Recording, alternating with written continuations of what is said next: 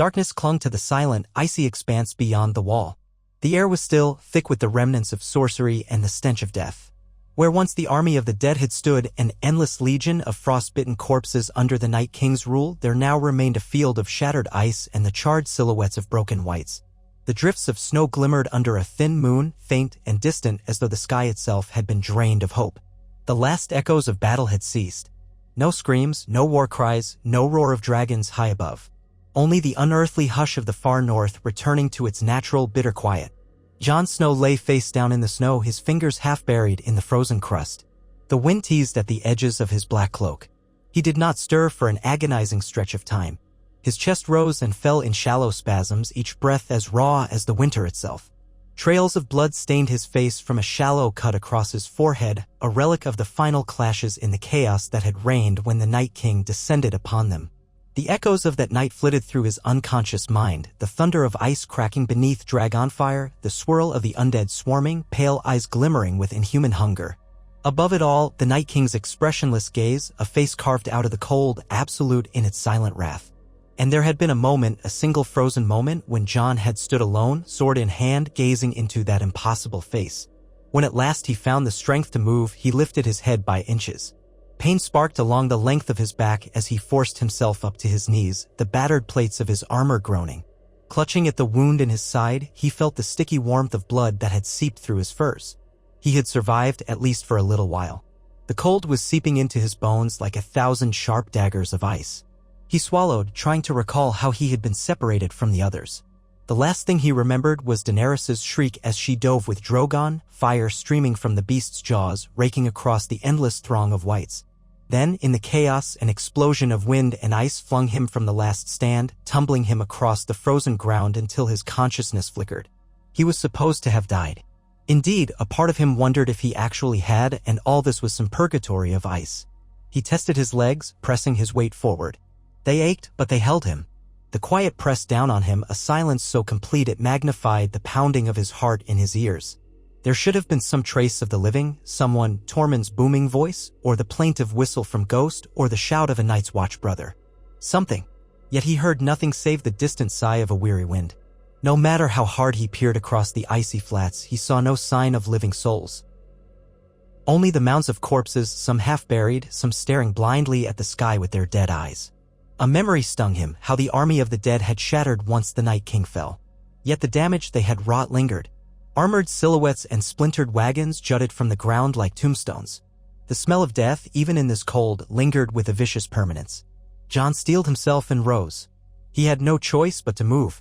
The cold would kill him if he lay there any longer. Every breath burned, his body protesting every step as he forced himself to walk. Each foot sank into drifts of snow, sometimes knee-deep, sometimes only inches. Ahead, the outline of the wall loomed, impossibly tall, a dark fortress of ice that seemed to merge with the stardusted sky. Was it close? Or far? The distances out here in the far north were deceptive.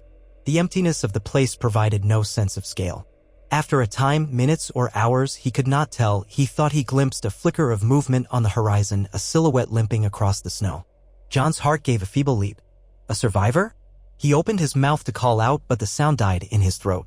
The wind had stilled. His voice felt useless in this immensity of ice and darkness. Then he staggered forward, determined to discover whether he was truly alone. He forced himself to concentrate. Each step was a little victory. Each time he inhaled, he half expected his lungs to freeze. The silhouette drifted in and out of sight.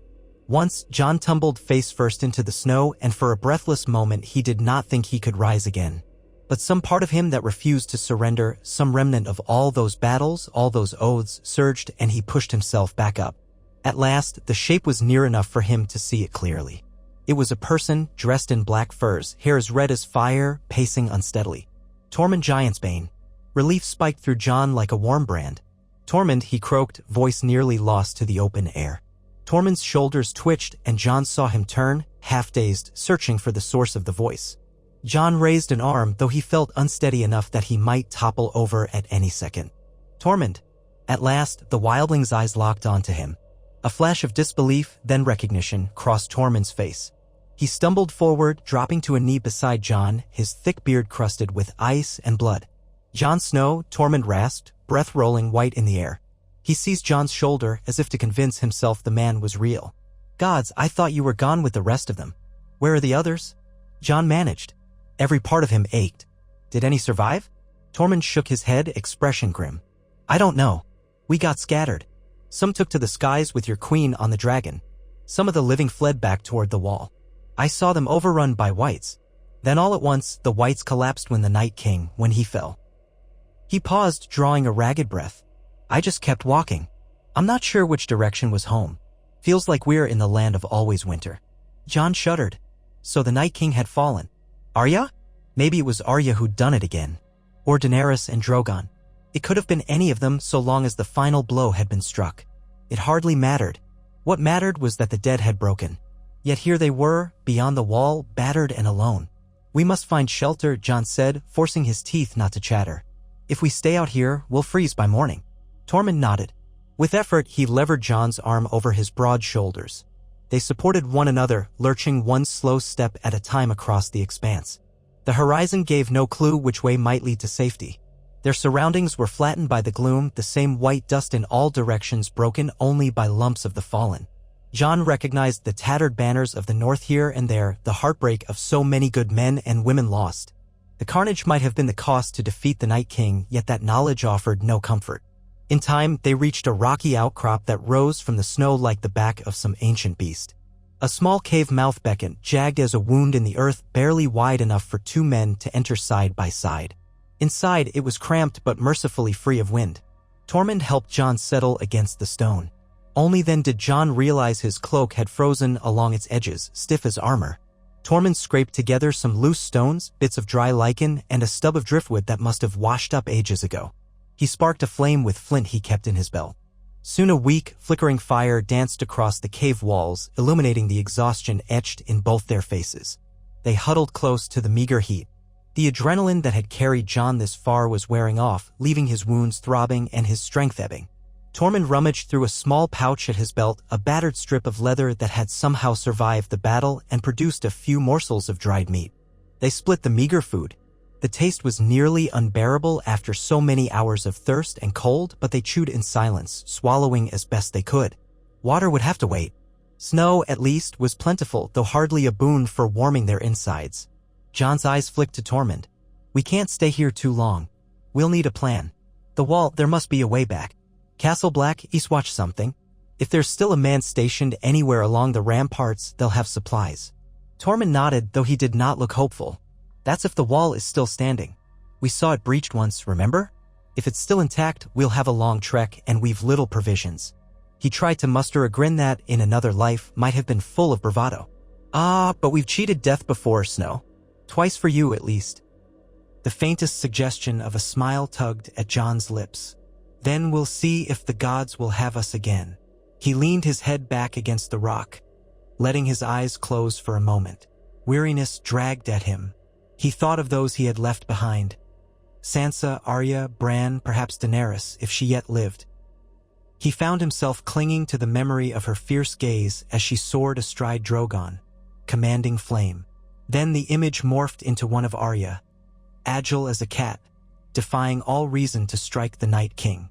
The faces blended together in that dreamlike flicker that overtakes a battered mind. He inhaled, and though it pained him to breathe, he savored it. For now he was alive. For now Tormund was alive. They had survived. If they found a way to cross the wilderness, perhaps they could rejoin the realm of the living. But outside, the storm was gathering. The wind rose, prowling across the open snowfields. Clouds slid across the moon, turning the night to deeper black. John drifted in and out of a shallow sleep, haunted by dreams of pale blue eyes, of a silent king in icy armor who never truly died. Sometimes he woke, startled, convinced he heard the shriek of a wight. Tormund dozed in fitful spurts beside him. The tiny fire guttered, smoke mingling with their breath. A gloom that felt old as the world pressed in around them. The night dragged on, and in that long and restless darkness, John wondered if they would ever again see the dawn. When the weak light of morning finally returned, it was no sun that greeted them, but a hazy wash through the storm clouds. They roused themselves. Tormund pressed Snow to his mouth, letting it melt enough to provide a fraction of moisture. Jon did the same. The taste was barely tolerable, carrying the tang of dirt and blood, but it was sustenance of a sort. Jon pushed himself to his feet, testing his wounds. Though stiff, he could move. There was no telling how long they might survive if they lingered. Beyond the cave mouth, the emptiness beckoned again. But the wall was their only hope. Even if it was perhaps dozens of leagues away, they set out once more. The wind had started to pick up, swirling eddies of crystalline snow that scoured their faces. Jon felt each flake like a tiny blade against his raw skin. Their footprints vanished as quickly as they were made. The sun remained hidden behind a pall of gray, giving them only the barest sense of direction. They pushed forward, step after grueling step, eyes peeled for any sign of a landmark. Sometime around midday, or what passed for midday in such gloom, they came across the massive corpse of an undead giant, half collapsed in a shallow ravine. Its flesh had begun to disintegrate in the cold, leaving behind an enormous skull with vacant eye sockets. Tormund and Jon skirted around it, neither speaking, but the sight reminded Jon that such horrors had truly walked the world. The memory of that battle, of so many lost, cut him deeper than any blade. Hours bled together. They found other scattered bodies, wildlings, men of the north, unsullied in their rigid armor, occasionally a charred skeleton of a wight. The two survivors salvaged what they could from the frozen dead, bits of dried rations, half-full water skins, a spare cloak that offered some protection against the relentless wind. With each corpse they passed, Jon felt the weight of guilt heavier on his soul. So many had died to save the realm from darkness, and he had survived. But to what end? If no path existed to rejoin the living, if Tormund and Jon simply died out here, what difference did it make? He pushed those thoughts aside. For years now, he had wrestled with fate, with duty, with prophecy. Duty was the death of love, Maester Aemon had once told him. But it also gave purpose, an anchor to cling to in the raging storm. His duty was to see that the living remained safe from the dark. The Night King was vanquished, so that part was done. Yet now his duty extended to Tormund and to anyone else who might be scattered across this frozen hell, searching for a way to survive. He refused to lie down and die. The thought gave him the strength to keep placing one foot in front of the other. Eventually, the light began to wane. The temperature dropped further, biting at them with renewed vigor. They pressed on, searching for another place to shelter, some hollow in the earth or a copse of ancient, gnarled trees. Finally, they glimpsed a small rise in the distance. Jon thought he saw the faintest outline of standing stones. They trudged onward, hearts pounding with the faint hope that perhaps it was a ruined wildling camp or the remains of a watch post from centuries past. What they discovered was an old ring fort, half buried in the snowdrifts, a circle of squat stones that might once have been tall walls for some primitive settlement. Most of it had collapsed, but within the enclosure stood a handful of timbers so ancient they looked petrified. Tormund eased inside first, brandishing Longclaw, the Valyrian steel sword Jon had handed him just before they left the cave that morning. Jon still felt too weak to wield it properly, though he hoped to recover soon. They found no threat lurking in the ruin, only a silence as ancient as the stones themselves. The circle provided scant protection from the wind, but it was better than nothing. Night fell quickly. They settled into a hollow near the edge of the ring, where a half-fallen timber formed a crude roof. Exhaustion weighed them down, and though Jon's body screamed for rest, he forced himself to gather kindling from old roots. Tormund lit another pitiful fire. The swirl of snow outside their meager shelter promised a bitter, sleepless night. They huddled close, their combined body heat mixing with the tiny flames. Jon found himself remembering a different time at Harhome when he first truly saw the might of the Night King. He recalled the boat pulling away, thousands of wildlings left behind to their terrible fate. Then the whites swarming over the cliffs, unstoppable as water. He remembered the Night King's slow, mocking gesture, raising the dead. How impossible it had felt to have any hope at all. In that sense, perhaps they had achieved the impossible now by defeating him. Even so, the cost felt immeasurable. Tormund cleared his throat. If we can find a way back, what do you think awaits us? He stared into the fire. All I ever wanted was a free north for my people. That's why Mance fought. Then I fought. Now look at us. The Night King's gone, but who's left to care? Jon rubbed his eyes with a snow-crusted glove. He did not have an answer. We look to tomorrow. That's all we can do. They ate what little remained of their salvaged rations, chewing in silence. Outside, the wind howled. Tormund made a wry face. Tomorrow, then, he said, lying down on his side, half curled against the cold. John said nothing more, only stared into the embers. By the time dawn arrived, the storm had passed.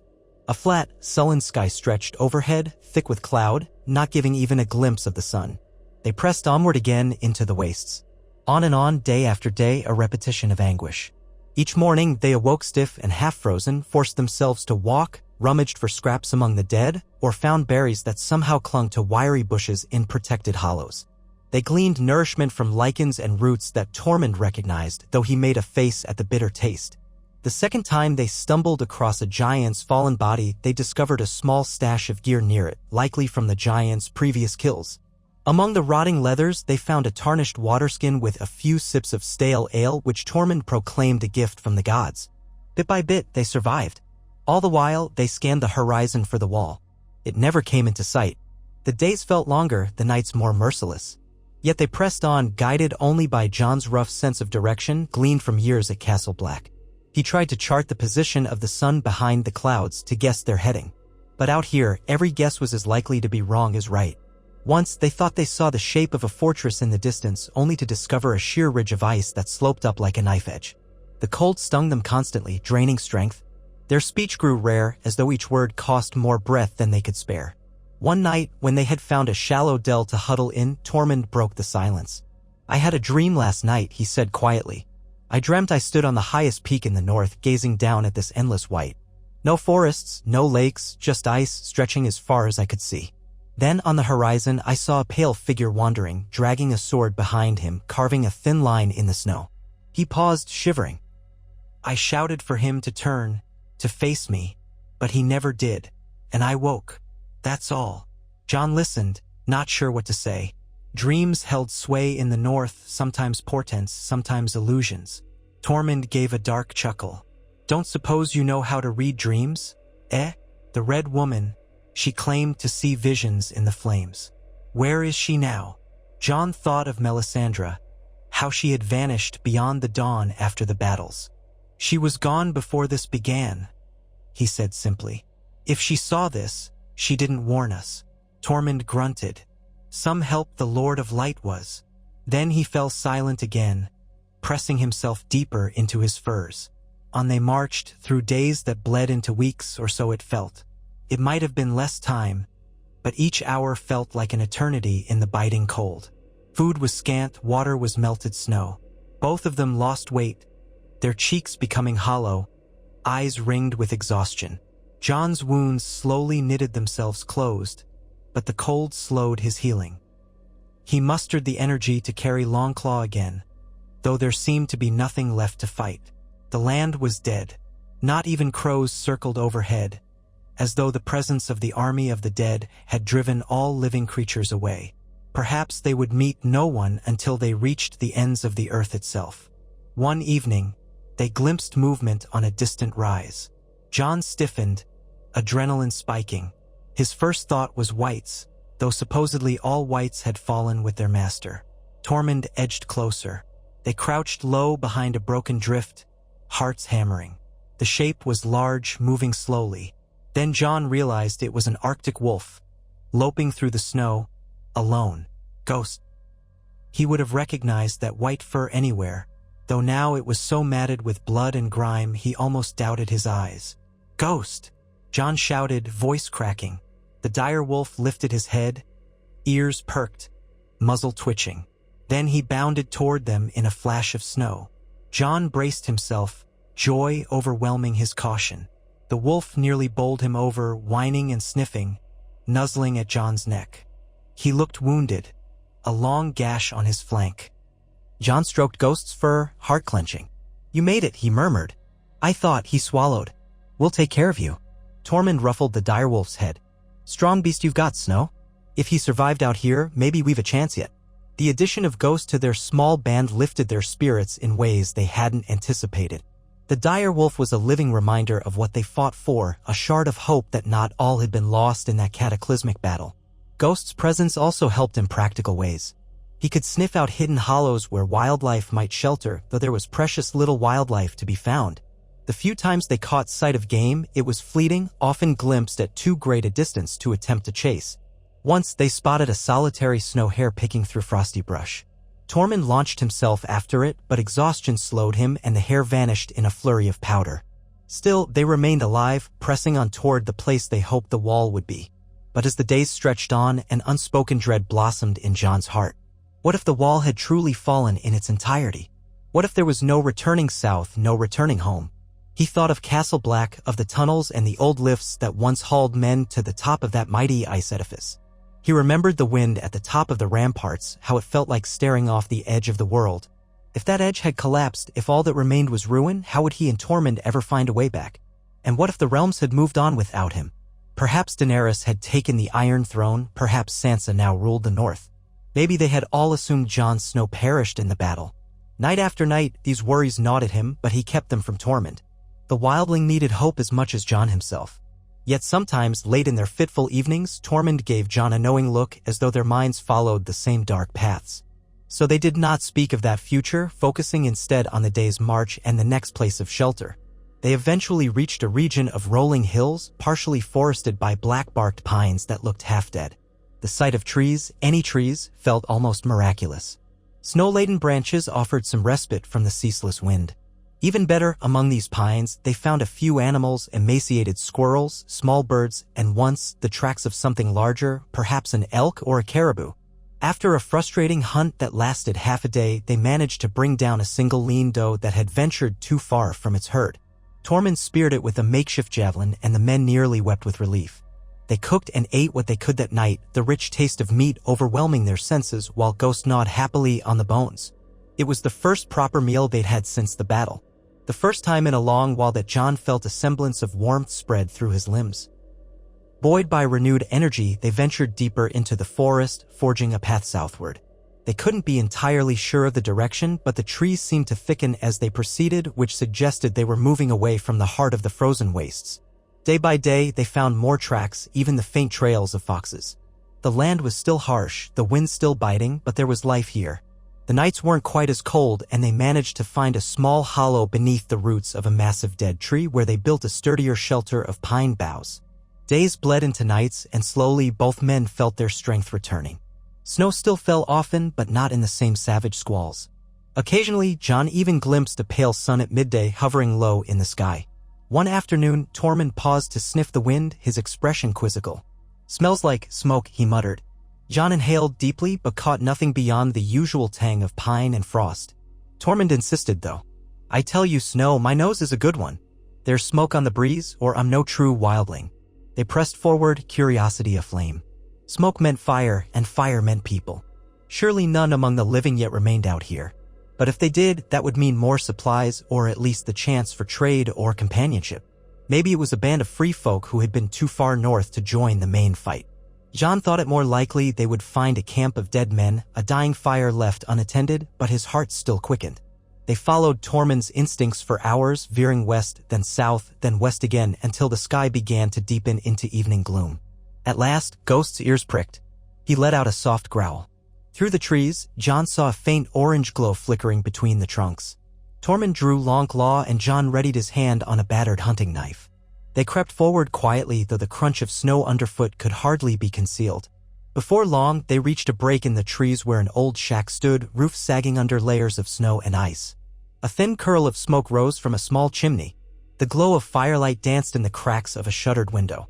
Jon and Tormund exchanged a glance. Someone was alive in there. "Stay here," Jon whispered, though it might have been pointless. The occupant might have already heard them. He inched closer, heart pounding. He raised a hand in what he hoped was a peaceful gesture. "Hello," he called. No answer. He moved nearer. "We mean no harm. My name is Jon Snow." Still, no response. The door was little more than a slab of ill-fitted planks. It could splinter with one good kick.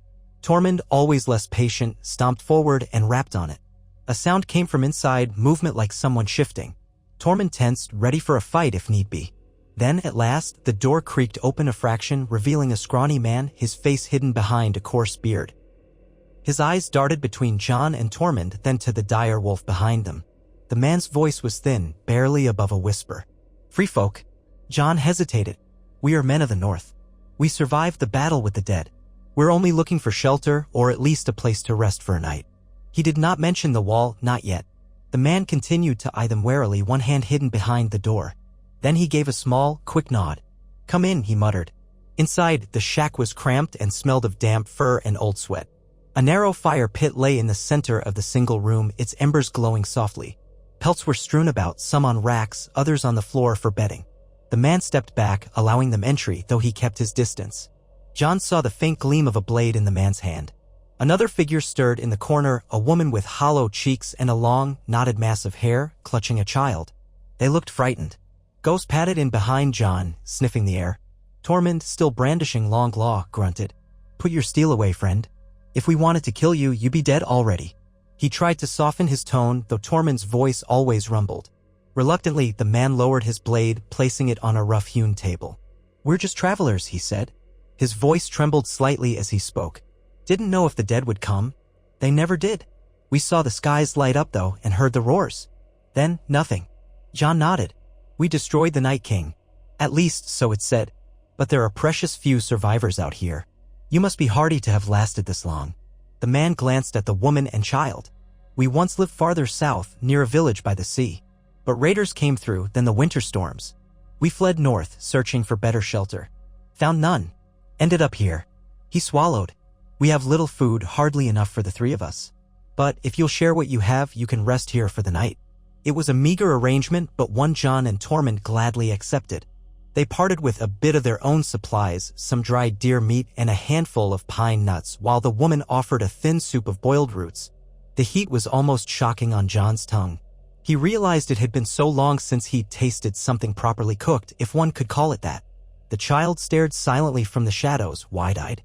As the evening wore on, Tormund and John learned that the man's name was Irak, and he claimed no allegiance to wildlings or crows, only to his family. John explained their desire to return to the wall. Irak shook his head gravely. "Your wall is gone," he said. "At least, that's the word that spread before the battle. The dead broke it at Eastwatch. And if rumors be true, big sections might have fallen, or maybe it's still partially standing. No one's been there since. None who lived, at least." That night, John slept in a corner of the shack, Ghost curled near him for warmth. He dreamed of the wall as it once was, rising majestic and silent, a barrier between civilization and chaos. He dreamed of himself as Lord Commander, patrolling the ramparts, reciting oaths. In the dream, the wall cracked before his eyes, and a tide of unstoppable darkness poured through the breach. He woke in a cold sweat, Tormund's snores filling the cramped space. The fire pit had burned low, leaving only glowing coals. At dawn, he and Tormund exchanged a glance. It was time to move on. Irak and his family seemed too fearful to travel with them, though Tormund extended the invitation. The couple refused. They were convinced they stood a better chance in hiding, away from whatever conflict might remain in the south. John could not truly blame them. He left them with a few extra pieces of dried meat and a small piece of flint, a gesture of gratitude for their hospitality. Then he and Tormund, with Ghost at their side, ventured out again into the cold morning. For a while, they followed an old footpath Irak had mentioned, leading deeper into the forested hills. The path was overgrown with snow and creeping brambles, but faint impressions of footprints remained. John wondered how old they might be. Days? Months? The land was changing slowly, warming just enough to allow these forests to endure. They trudged onward, always seeking signs that might guide them to the wall. The days passed in a slow rhythm of walking, searching, resting. Every so often, they startled a hare or glimpsed a fox racing away. The company of Ghost became a blessing. The direwolf often scouted ahead, returning to nudge John in the direction of a fresh water source or a small track of game. In time, they managed to hunt another deer, though it was smaller and more ragged than the first. They dried what meat they couldn't eat on the spot, building a smoky fire and salting the cuts with precious salt Tormund had been carrying in a pouch for just such an occasion. Even if the supply was small, it would keep the meat from spoiling. At last, after a stretch of bitter cold days, they came upon a break in the forest that opened onto a wide plain. The trees thinned, revealing a vista that stretched for miles. The sky was low and gray, but in that distance, John thought he saw a faint line along the horizon, a massive white barrier. His heart skipped a beat. Could it be the wall? He gestured for Tormund. The wildling squinted. Aye, he breathed. Seems big enough. Spurred by fresh hope, they descended onto the plain, forging a straight line toward that distant horizon. Hours later, the shape grew clearer, the unmistakable silhouette of the wall. Yet as they drew nearer, John's chest tightened. The ice curtain was not as tall as it had been in his memory. Sections along the top looked jagged as though large chunks had fallen away. Part of it seemed collapsed, forming a massive slope of rubble and broken ice. Still, enough of the wall remained to tower over the land. The sense of awe it inspired had not entirely vanished. Even in partial ruin, the wall was enormous, dwarfing any fortress in the south. Night was coming on again, so they camped within sight of the wall's looming shadow, hearts anxious to see it in daylight. The next morning, they pressed closer, weaving through the rubble that lay scattered hundreds of yards from the base. Immense blocks of ice lay tumbled upon each other, forming a frozen labyrinth. John's breath caught in his throat as he spied lumps of dark shapes embedded in some of the larger blocks, corpses, men who had been crushed when the wall fell, or perhaps wights that had collapsed in the final hour. The scene was grim beyond words. He trudged on, Tormund silent at his side. Finally, they reached a place where the wall stood intact for a stretch, though the top was pocked with cracks, and there was no telling if any interior passages survived. Jon searched for the familiar gates. Castle Black had a tunnel, sealed with formidable gates of oak and iron, while Eastwatch had a gate that led to the sea. Here, he found only broken remains of an archway half buried in fallen ice. There seemed no easy way through. Tormund cursed under his breath. 7 hells. So close, and yet he trailed off. Ghost sniffed around the rubble, whining. Jon realized they might have to climb, as improbable as that sounded. Once, when the wall was whole, climbing was an impossible task for most, but Tormund and his free folk had done it. Now that sections were collapsed, there might be a precarious slope that led upward. Jon felt his stomach tighten at the thought of scaling shattered ice that could crumble beneath their weight. Yet what choice did they have? They circled along the base, searching for a more navigable route. After a time, they found a slope of piled ice blocks rising at a steep angle but not vertically. The cracks might provide handholds, though the risk of avalanche was high. "We go carefully," Jon said. Tormund nodded grimly, slinging Longclaw across his back to free his hands.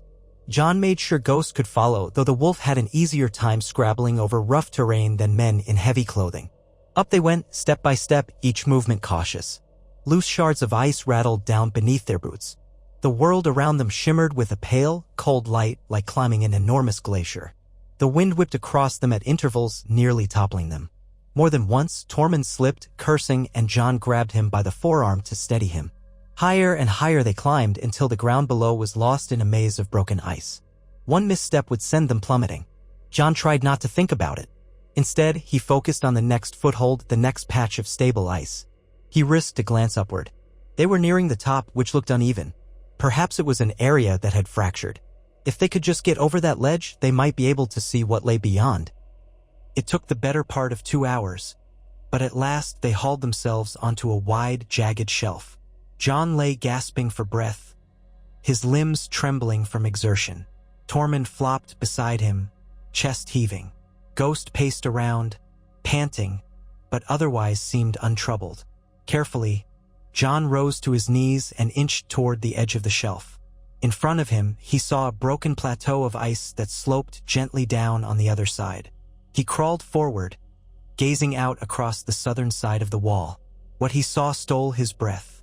Winter's grip had ravaged the land, but there were signs of life, signs that people had indeed returned after the Night King's defeat. In the distance, he glimpsed a scattering of farms. Abandoned or reoccupied, it was impossible to tell from here. Farther south, low hills rolled, dotted with evergreens. Smoke rose from a small settlement near a half-frozen river. It seemed as though the world had not been entirely destroyed.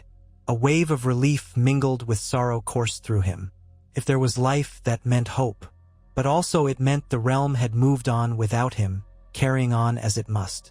They made their way down the southern slope more easily, though it was no less treacherous. By midday, they stood at the foot of what remained of the wall's southern face. Castle Black, if this was the correct stretch, was nowhere in sight. Perhaps they were too far east or west. They trudged until they found the old road, or what was left of it, beaten and churned with partially melted snow. The sight of it made Jon's heart twist with nostalgia. He recognized the orientation of the path, the ancient stones beneath the drifts. This was the King's Road that ran along the base of the wall. If they followed it, they would eventually reach Castle Black, or what remained of it. They did just that, traveling through days that gradually grew ever so slightly milder. The wind was not quite as bitter, the sun sometimes visible in the afternoons. They began to encounter signs of habitation. Footprints in the snow, wagon tracks, the occasional burned-out cottage. Once, they passed a small encampment with battered tents, but no people were present. Cautious and uncertain of who might roam these lands, they often took pains to remain unseen. At night, they built small, discreet fires. Neither Jon nor Tormund knew the state of the political realm. Perhaps Daenerys sat the Iron Throne peacefully, or perhaps Sansa had declared independence. Perhaps new conflicts raged.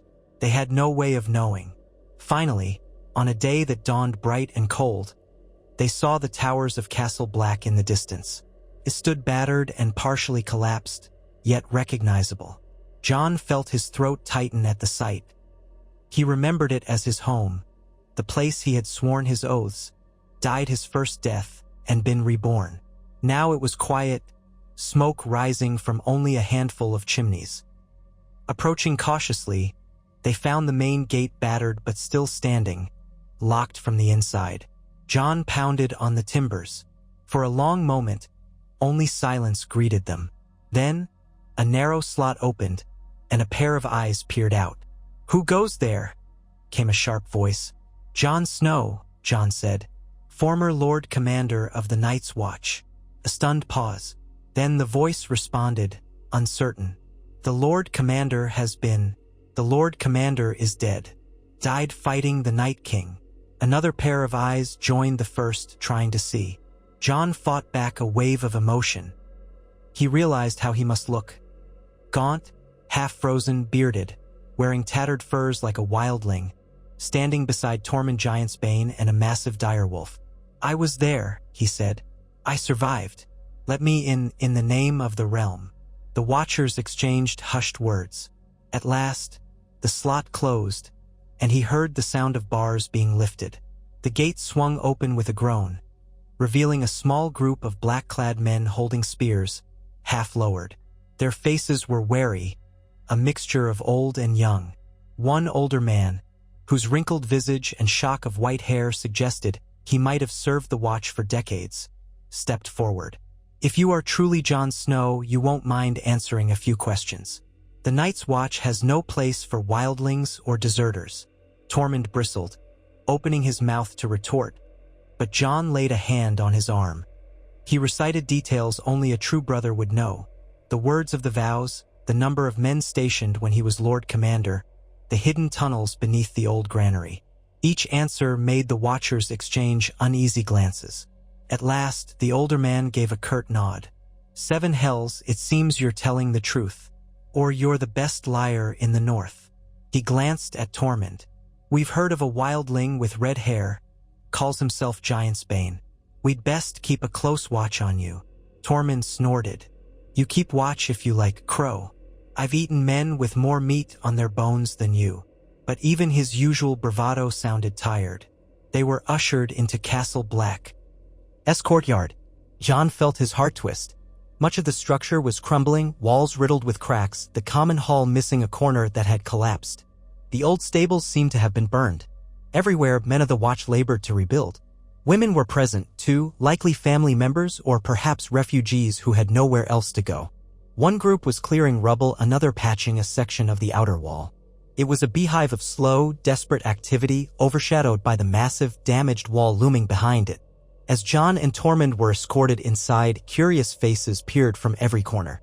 Jon saw a handful of black brothers, some wearing battered armor that must have come from the final battle. Others had fresh recruits' expressions, wide-eyed and uncertain. The older man introduced himself as Daeron, effectively the senior brother left after the battle. They had received word from the south that the war against the dead had been won, but no one ever told them exactly how to proceed. Communication had broken down, ravens lost, or never dispatched. They simply did their duty, defend the realm. So they remained at Castle Black, patching holes, hunting the occasional game. Daeron led Jon and Tormund into the mess hall, what remained of it, where a few men were cooking a thin stew. Jon accepted a bowl, the warmth and smell overwhelming him. Tormund devoured his portion in seconds. Ghost sprawled near the door, his ears perked at the bustle. Daeron began firing questions. What happened in the final moments of the battle? Did the Southern Lords still respect the Night's Watch? Was there truly a queen with dragons? Jon tried his best to answer, though he had been absent from the realm for so long that he hardly knew more than they did. He explained that the Night King had been slain by his sister, Arya Stark, at least that was the rumor. The dead had fallen in that instant. He recounted how he'd been knocked unconscious, left for dead, only to awake beyond the wall, meet Tormund, and wander for weeks. Darren and the other watchers listened with solemn expressions, exchanging uneasy looks. "So you mean to stay here, then?" one asked at length. Jon blinked, caught off guard by the question. Did he mean to stay at Castle Black? Before, he had taken the Black, renounced titles, and served. Then he died and been released from his vows, however that was interpreted. What place did he have here now? He glanced at Tormund, who gave a small shrug. "I don't belong in your little castle," Tormund said quietly. "But I've nowhere else to go either." Darren sighed, rubbing his temples. "We're short of men. Always have been. If you mean to stay, you'll be welcome, Lord Commander, or not. But if you wish to pass south, the King's Road is open, though we hear the fortunes beyond are uncertain." Jon was silent. South. His family, or whatever remained of it. Daenerys, if she still lived, or whomever claimed the throne now. He had dreamed of returning, but a strange heaviness clung to him. He remembered how everything had changed after his resurrection, how he had felt alienated from his own life. Now, after so many horrors, the thought of rejoining the realm felt equally alien. But his siblings might still be there. Sansa, Arya, Bran. He owed it to them to see if they had survived, to see what shape the world had taken in his absence. Tormund was loyal, but he had always been a wanderer, a free spirit. Maybe in time, Tormund would venture north again if he found a reason. For now, they had reached the wall, they had completed that harrowing journey. If they parted ways here, Jon would not blame him. For that night, though, they stayed at Castle Black, sleeping in cots near the back of the hall. The wind howled outside, rattling loose shutters. An old memory rose in Jon's mind, the night watch in the tower, the bitter cold that seemed to permeate everything, the knowledge that the realm was far away and unknowing of the danger that lurked beyond. It struck him now that the realm might remain ignorant of many things, but it could no longer ignore the reality of the White Walkers or the army of the dead. They had left their mark forever in the battered state of the North, in the memories of those who survived. He drifted into a fitful sleep, haunted by images of those pale blue eyes, of the Night King's silent stare. In his dreams, the battle was not over. He fought alone, swirling in the darkness, the ice cracking beneath his feet. At the final moment, he heard a whisper, his name. He jolted awake in the gray dawn, sweat cold on his brow. Ghost stirred at his side, ears flattening. Across the hall, Tormund sat up, blinking blearily. "Bad dreams?" Jon exhaled, nodding. "They always come." Neither man said more.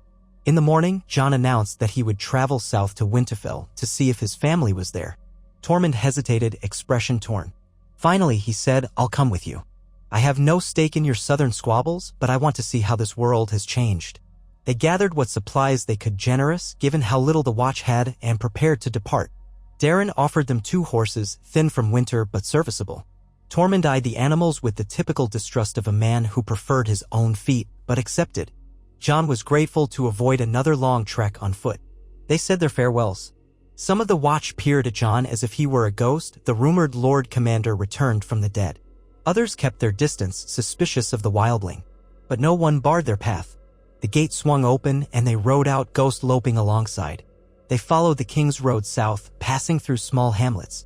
Some were deserted, ruined by the strife of the war. Others showed signs of life, smoke rising from chimneys, people trudging about to gather wood. Time and again, they received startled or frightened looks, but few dared to speak to them. On the second day, they came across a traveling merchant cart, half stuck in a muddy rut. The merchant was a wiry old woman who regarded them warily until Jon helped her free the cart's wheel. In thanks, she offered a small bit of news, gleaned from the last major town she visited. The North is under the rule of Sansa Stark. The Dragon Queen went south, some say, to face the Lannisters. Others claim she sits the Iron Throne already. Hard to know. Jon's heart clenched. At least Sansa still lived. Possibly. He nodded, thanked the woman, and continued on. They reached Winterfell on a windswept afternoon, clouds roiling overhead. The castle's familiar towers and walls came into view, though battered in places and still under repair. The gates were manned by guards bearing the dire wolf sigil of House Stark. When Jon approached, he was met with gasps of astonishment. He had been declared dead after the final battle. Some recognized him immediately, even through the tangles of hair and the wildling furs. Ghost's presence erased doubt. Whispers spread like wildfire, and a messenger was dispatched inside. Moments later, the gates opened and Sansa appeared in a swirl of heavy cloaks, flanked by soldiers. Her face was pale, eyes wide with shock. Jon dismounted, feeling a swell of emotion so powerful he had to fight to keep from trembling. He went to her and she stood rooted in place as if torn between disbelief and joy. Then, in a flurry of motion, she rushed to him and they embraced.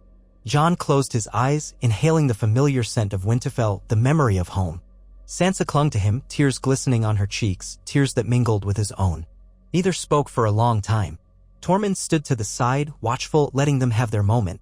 Word spread through the courtyard. Servants and guards alike gathered, many bowing or staring in open awe. Some had tears in their eyes. Jon was taken inside, offered hot water to wash, a chance to shed his ragged garments. While he bathed, Sansa arranged for a feast of sorts in the Great Hall, a celebratory meal to honor the return of a brother long thought lost. Tormund was provided with fresh clothing that fit poorly but was at least cleaner than his furs. Ghost lingered in the courtyard, receiving cautious stares from the stable hands. That evening, the Great Hall was lit with blazing hearths. Tables groaned under platters of roasted vegetables and bread. The winter stores were thin, so the feast was modest, but it felt bountiful compared to what Jon had endured beyond the wall. Seated at the high table with Sansa, Tormund to his right, Jon marveled at the swirl of people. Lords and ladies of the north, some familiar, some new. Not as many as once there were, for the war had claimed many lives. Sansa was gracious but radiated a quiet authority, the mark of a ruler who had learned much through hardship. She asked question after question. Jon answered as best he could, describing his time beyond the wall, the struggle to survive. Tormund contributed colorful bits, though he remained somewhat subdued. Sansa gave her own account, how the Night King had indeed been struck down by Arya Stark in the Godwood of Winterfell, the dead collapsing in that instant. The realm reeled from the carnage. Daenerys and her remaining forces had traveled south soon after, determined to break Cersei Lannister's hold on King's Landing. Sansa stayed behind to rebuild the north, uncertain of what the future held but resolved to keep her people safe. So far, messages from the south were sporadic. One rumor said Daenerys had taken the city, another claimed she had been betrayed. No one knew for sure which was true. Throughout the meal, Sansa kept her hand near Jon's, as if to reassure herself he was real. He saw the pain in her eyes, the grief for those lost. Bran was gone, she said, vanished in the chaos of battle. Some believed he had traveled beyond mortal reach. Others whispered he had ascended to some higher state as the Three-Eyed Raven. Arya, too, had departed soon after the war, heading west on a ship, determined to explore unknown lands. That news filled Jon with both pride and sorrow. His little sister gone again, chasing new horizons. At least she lived, presumably. In the aftermath of the feast, the hall emptied, leaving only a few lords and ladies lingering. Tormund stumbled off to find ale, his mood brightened by the prospect of a proper bed. Sansa led Jon to a private solar, a small chamber with a crackling fireplace. There they sat, and she spoke of how the North had crowned her queen. It was by acclamation, she said quietly. The people needed a Stark, someone to guide them through the chaos. I did what I had to do. She paused, looking at him with uncertain eyes. Jon, you were always meant to lead. But with you gone, someone had to. He reached across the small table and squeezed her hand. I'm glad it was you, Sansa. Truly. Her gaze dropped. What will you do now? Will you stay in Winterfell, rule by my side? Or will you bend the knee to the Dragon Queen if she still sits the throne? Jon hesitated. The question was as immense as the cold wastes he had just crossed. He remembered the pull he felt toward Daenerys, how he had bent the knee once to unify the living against the dead. But that war was done. If Daenerys was queen of the Seven Kingdoms, was the North still separate under Sansa? Or had they sworn fealty again? So many questions, so many uncertainties. A part of him wanted nothing more than to rest here, within the walls of Winterfell, safe and among family. But another part knew that his life had been one of endless duty and conflict, that the realm's fate was never truly separate from his own. I'm not sure, he admitted. I came here to see if you were alive, if any of my family was. Now that I know, I need time to think.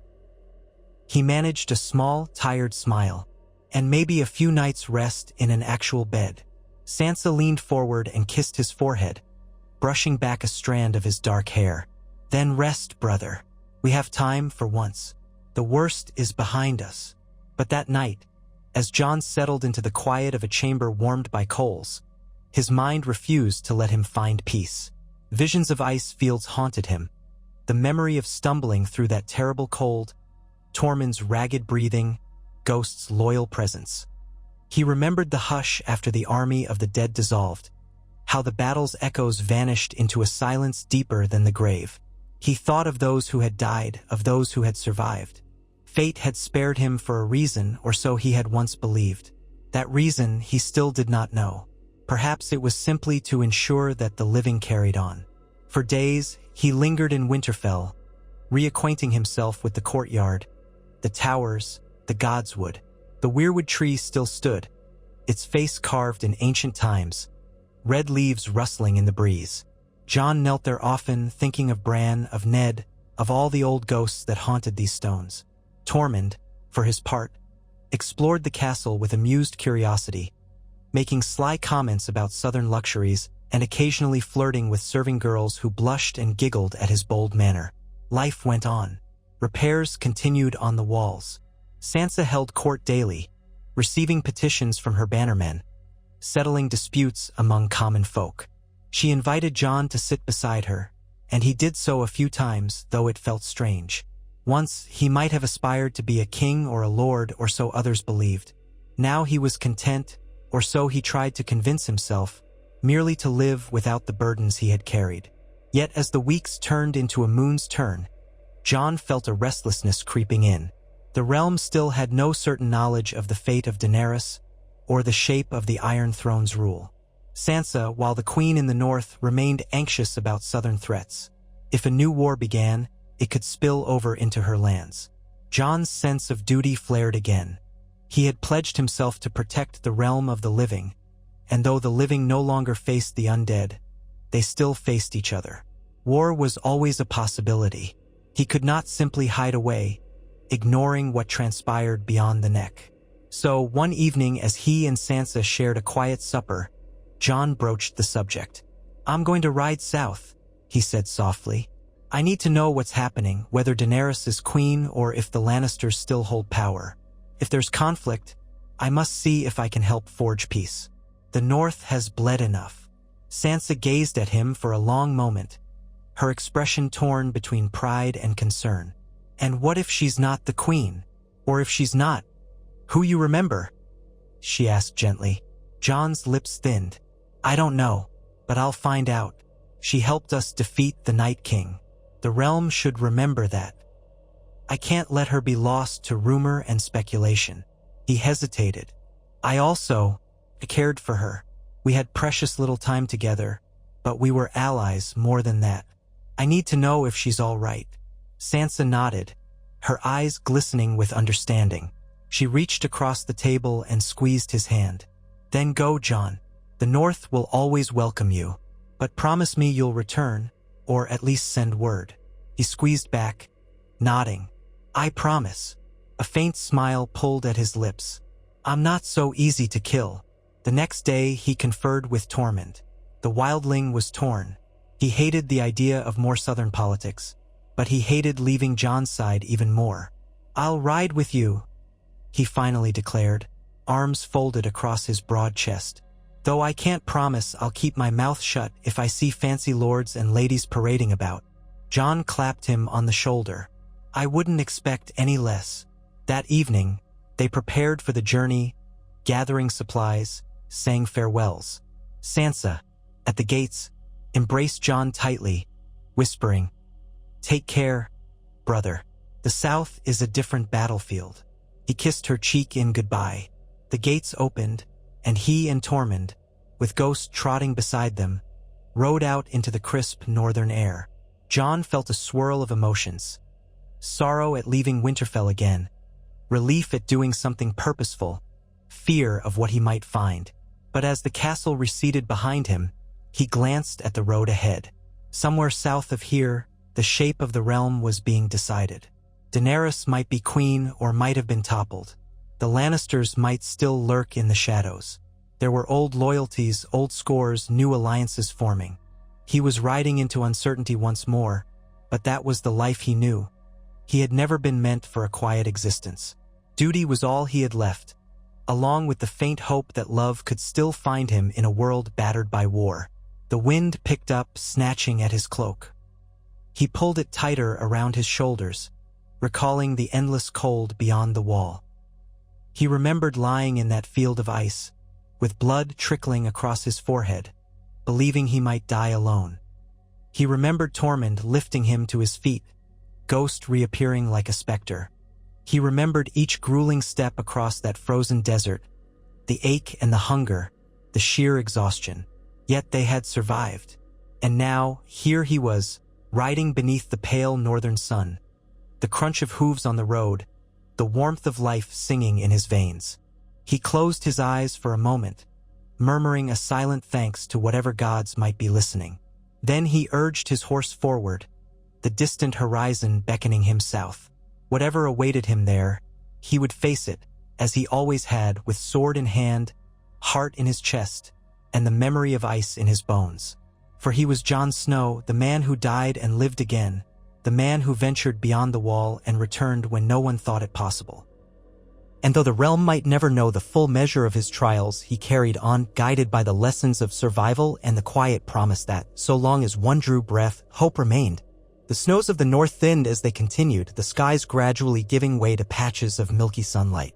Tormund hummed some old wildling tune about hunting giants, while Ghost padded alongside, ever watchful. The road was long, the future uncertain, but they pressed on. In the days and weeks to come, Jon would discover new truths, face old loyalties, and perhaps find some measure of peace in a realm forever changed. Yet he carried within him the resilience forged beyond the wall, the unyielding spirit that refused to let him die in that frozen wasteland. He would never be the same man who left Winterfell before the war. But perhaps, just perhaps, he had become something stronger. He cast one final glance northward, toward the distant line of the horizon where the wall stood in its broken majesty. He thought of the shadows that once lived there, the nightmares he'd faced and the friends he had lost. He thought of the quiet graves and the flickering fires in lonely caves. He remembered the hush of that final hour when the Night King fell and all the whites collapsed in a chorus of breaking ice. That battle was done, but the scars would remain, etched into his soul and into the land that had seen such wonders and such horrors. Then he turned back to the road ahead, nudging his horse onward, Tormund at his side. The land of always winter lay behind him, and the realm of men awaited. Whether they welcomed him or not was another matter. But he would face it as he had always done, with courage born of darkness and the faint, enduring light of hope that refused to die. They rode south across the pale northern plains, clouds drifting overhead in patches of melancholy gray. The chill in the air remained, though it lacked the merciless bite of the far north. Jon kept his hood pulled low, partly to shield his face from the wind, partly to obscure his features from curious eyes. Tormund rode beside him, a bundle of restless energy shifting in the saddle like a man unaccustomed to so much time astride a horse. Ghost padded along in a tireless lope, sometimes drifting ahead to scout, sometimes falling behind to sniff a stray scent. For the first few days, they met little traffic. The north was vast, and winter still lingered, though it was in the later stages of its grip. Snowdrifts lay in melting patches, and the muddy churn of the road was as treacherous as ice. On one afternoon, they passed a ragged band of travelers hauling carts piled high with meager possessions. The travelers cast wary glances at Jon and Tormund, but no words were exchanged beyond a stiff nod. Jon glimpsed the desperate look in their eyes and recognized a dull echo of his own memories. Too many had lost homes or loved ones. Too many had endured a terror the world had never believed possible until it stood howling at their gates. As the land gently rolled beneath them, they saw more signs of returning life. Abandoned huts bore signs of recent visitation, footprints around the doors, repairs underway on battered roofs. In better times, small farmsteads would dot the route toward Moat Cailin, but now entire villages had either migrated or disappeared. Tormund muttered about thinskins who probably fled at the first sign of trouble, though his voice carried little of its usual brashness. He was a man who had seen enough ruin to quell even his hearty appetite for mocking the civilized. Their journey brought them eventually to the marshy region of the neck, where waters lay stagnant under thin sheets of ice. Reed beds rustled in the shifting breeze.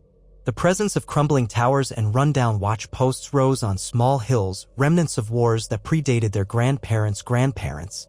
In many places, the land looked barely touched by the devastation in the far north. If the army of the dead had ever come this way, it had left few traces. But the war had scattered all manner of folk in flight, so that the neck, once lightly populated, now held pockets of nervous refugees seeking shelter. Here and there, Jon and Tormund spotted smoke from damp wood fires, half hidden behind brush.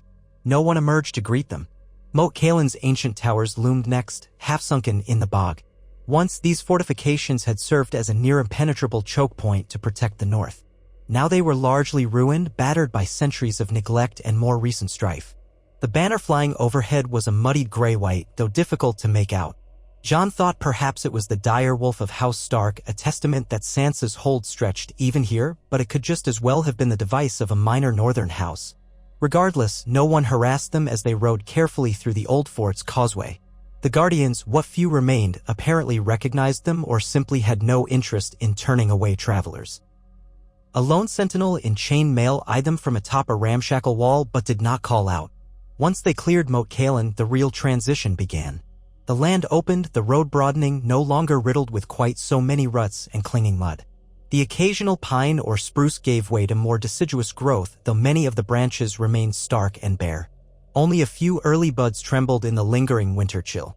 Jon and Tormund pressed on, making the best speed they could while ensuring the horses didn't founder in the half-frozen mire. In their moments of quiet, Jon's thoughts drifted frequently to the people he had left behind. Sansa had seemed so poised, so regal in the great hall at Winterfell, but he knew the toll ruling alone could take. She was stronger than almost anyone realized, but the tasks before her were immense. Rebuilding a war-scarred north, overseeing harvests, forging alliances. Even as queen in the north, she would have enemies or, at the very least, skeptics. Jon prayed she would be safe, that the lords of the north would stand behind her. He also wondered about Arya, out there beyond the horizon, chasing her own destiny. He thought of Bran, gone somewhere beyond mortal reach if the stories were true, and of Daenerys, so integral to the defeat of the Night King yet absent from the North's new shape. Sometimes his memories of her surfaced unbidden, the heat of dragon flame, her fierce gaze at the prow of a ship, how she had once looked at him with a warmth that rivaled any hearth fire. The uncertainty of her fate gnawed at him, fueling his determination to learn the truth. At dusk one evening, they found shelter in a half-ruined barn near a deserted farmstead. Tormund scavenged some old hay that was miraculously free of rot, enough to bed the horses. They built a small fire in a hollow, careful not to let the smoke give away their position. Ghost circled the perimeter, ensuring no threat crept up on them. After a sparse meal of dried meat and stale bread, Tormund stretched out with a grunt, arms folded behind his head. "I'll never understand you Southerners and your roads," he muttered. "Half the time, we're stuck in mud. The other half, there's always some ruin or broken tower. Why build so many flimsy little huts if you can't protect them?" Jon managed a faint smile. "It's not so different from the free folk. You build small huts too, but you move around more often. Here, we settle. We dig in even when maybe we shouldn't." Tormund let out a humorless chuckle. "Aye, you dig yourselves in, all right.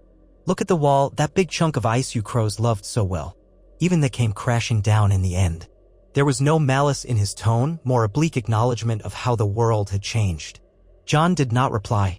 His thoughts drifted to the towering ruin of the wall's broken stretch and the weeks he'd spent in the merciless cold beyond. A sense of unreality still clung to him, as though part of his soul remained on that frozen battlefield. Sleep came fitfully, haunted by ghostly images of swirling snow and the Night King's silent gaze. They continued on the next day, and the days after that, passing deeper into what had once been the domain of House Bolton, House Ryswell, House Dustin. Names that evoked the North's tumultuous past. Now, the few villages they saw bore the Stark banner, though often tattered. Jon was relieved that no signs of open rebellion or chaos were immediately visible. The people here merely tried to survive as they always had. Before long, they reached the region near the last river, a wide, slate-colored current that carried runoff from the northern mountains. Crossing it took caution. The old wooden bridge was partly collapsed, forcing them to pick their way across precarious planks. Tormund cursed when one of the horses nearly went through a rotten board, but they managed to make it over intact. Not long after that crossing, they encountered a group of mounted men wearing mismatched armor, battered breastplates, heavy cloaks, a few half-rusted helmets. At their head rode a middle-aged knight with a scar down one cheek, bristly gray-brown hair, and a serious mien. Jon and Tormund tensed, uncertain whether these were bandits or loyalists. The men, 10 in total, reined up sharply, blocking the road. The knight lifted a gauntlet hand. "Halt there," he called in a firm voice. "State your names and your business. This land is under the protection of the Queen in the north."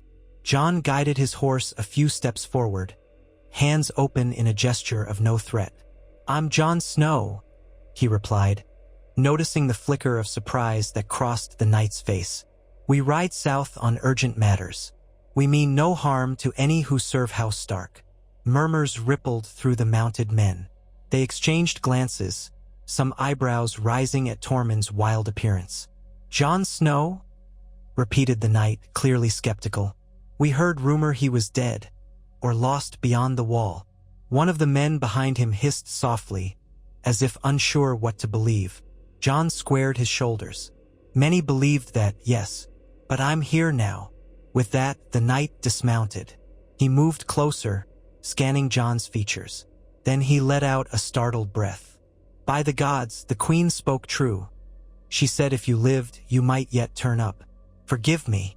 He bowed stiffly. "Ser Beric Highwater, in service to Her Grace Sansa Stark. My company patrols these lands, keeping the peace and ensuring travelers aren't harassed." Tormund let out a grunt that might have been a laugh. "Almost got harassed ourselves." Ser Beric offered an apologetic tilt of the head. "These are uncertain times. We've had reports of outlaws and broken men. The Queen's rule is respected, but desperation breeds fools who'd rather steal than starve." Jon nodded. "Better that you stop all strangers than let the realm fall into chaos. You're doing your duty." "We only wish to pass." "Of course," said Ser Beric. He gestured for his men to clear the way. "The road is open, my lord. Are you traveling to White Harbor or further on?" "Further," Jon answered. He kept his voice guarded. "All the way south to learn the shape of things in King's Landing. I need to see for myself." Ser Beric nodded slowly as though absorbing the gravity of that. "I'll not delay you then. But I'd caution you, there are rumors that the roads grow more dangerous nearer the neck. House Manderly tries to keep things orderly around White Harbor, but brigands roam. And beyond the neck, the Riverlands have not fully recovered from wars past." Jon thanked him for the warning. Tormund gave a curt nod and they parted ways. The men of the patrol rode on, continuing northward. Jon felt a pang of admiration and sympathy for them. They were doing exactly what the Night's Watch had once done in a different context, standing guard so that others might be safe. He wondered if he had any rightful place among them, or anywhere now that the war against the dead was over. His vow had been served, had it not? Yet duty gnawed at him still, the sense that the realm needed watchmen in all corners lest new nightmares emerge. They pressed on, bridging the distance to White Harbor. The air grew damper, the land more marshy, flecked with icy puddles. At last, they came upon the outskirts of the city, largest port in the north. Its walls rose on the far bank of the White Knife River, thick and sturdy, showing signs of recent repairs. Banners of House Manderly fluttered on the ramparts, a white merman on a teal field. Traffic on the approach road had increased, with wagons carrying fish or timber. One old man leading a donkey cart gave Jon and Tormund a gap-toothed grin, calling out a greeting. Tormund peered at the city ahead with open curiosity. When they reached the gates, a pair of well-armed guards halted them. Jon explained who he was, and after a shocked stare and a quick discussion, the guards waved them through. Inside, White Harbor bustled with life. Though some buildings still bore scorch marks from earlier conflicts, the city seemed to have fared better than many. Sailors and tradesmen thronged the cobblestone streets. The tang of salt air merged with the smell of fish and seaweed, reminding Jon of his times traveling across the narrow sea with Daenerys. Memory tugged at him painfully, but he pressed it down. They located an inn near the harbor, the Silver Mermaid, a faded sign declared. The innkeeper, a plump man with a ring of thin hair, nearly dropped a pitcher when Jon gave his name. Word spread fast through the city that the missing hero from the Great War had arrived. By evening, the common room filled with curious folk, each eager to catch a glimpse or pose a question. Jon quickly retreated upstairs to a private chamber, not wishing to be pestered, though Tormund remained below, drinking and regaling the locals with exaggerated tales of giant slaying. Through the floorboards, Jon could hear occasional bursts of laughter and exclamations of shock. He sat on a narrow bed, the flicker of a candle casting unsteady shadows on the walls. Ghost dozed near the door, muzzle on his paws, one ear perked for danger. Jon pondered their next move. White Harbor was a crossroads of sorts. By sea, one could travel quickly to the Vale or even to King's Landing, but winter storms could still make the waters treacherous.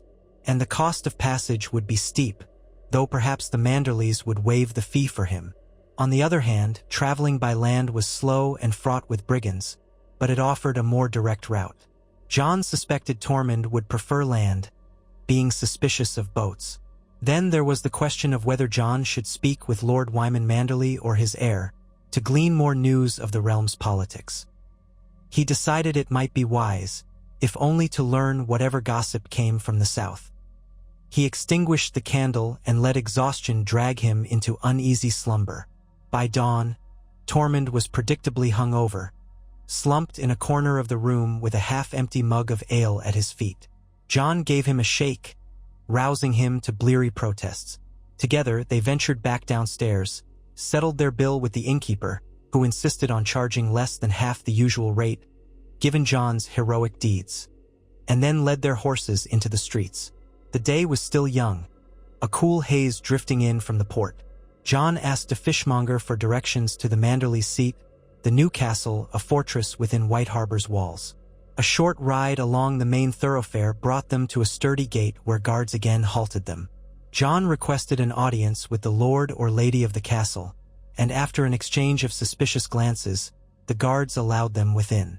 In the courtyard, they met Ser Marlon Manderley, a distant cousin of the main branch, who politely greeted John. Lord Wyman is not in the best health, I fear, but his son, Ser Wyllis, oversees most affairs these days. If you wish, I'll announce you. John agreed, and Ser Marlon ushered them inside. Tormund mumbled something about stuffy halls and stuck close by John, frowning at the tapestries that draped the corridors. Ghost padded behind, eliciting wide-eyed stares from a few servants. Ser Wyllis Manderley received them in a modest hall, not the grandest chamber but comfortable, the walls lined with pale wood. He was a man of middling years and considerable girth, with a heavy brow and a courteous smile. He rose from behind a table strewn with ledgers and maps, bowing when John entered. "It's an honor to see you, Lord Snow," he said, voice warm.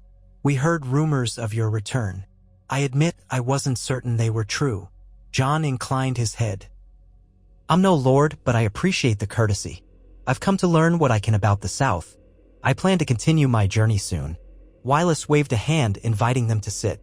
Servants hurried in with cups of mulled wine. Tormund hesitated, then took one, sniffing it suspiciously.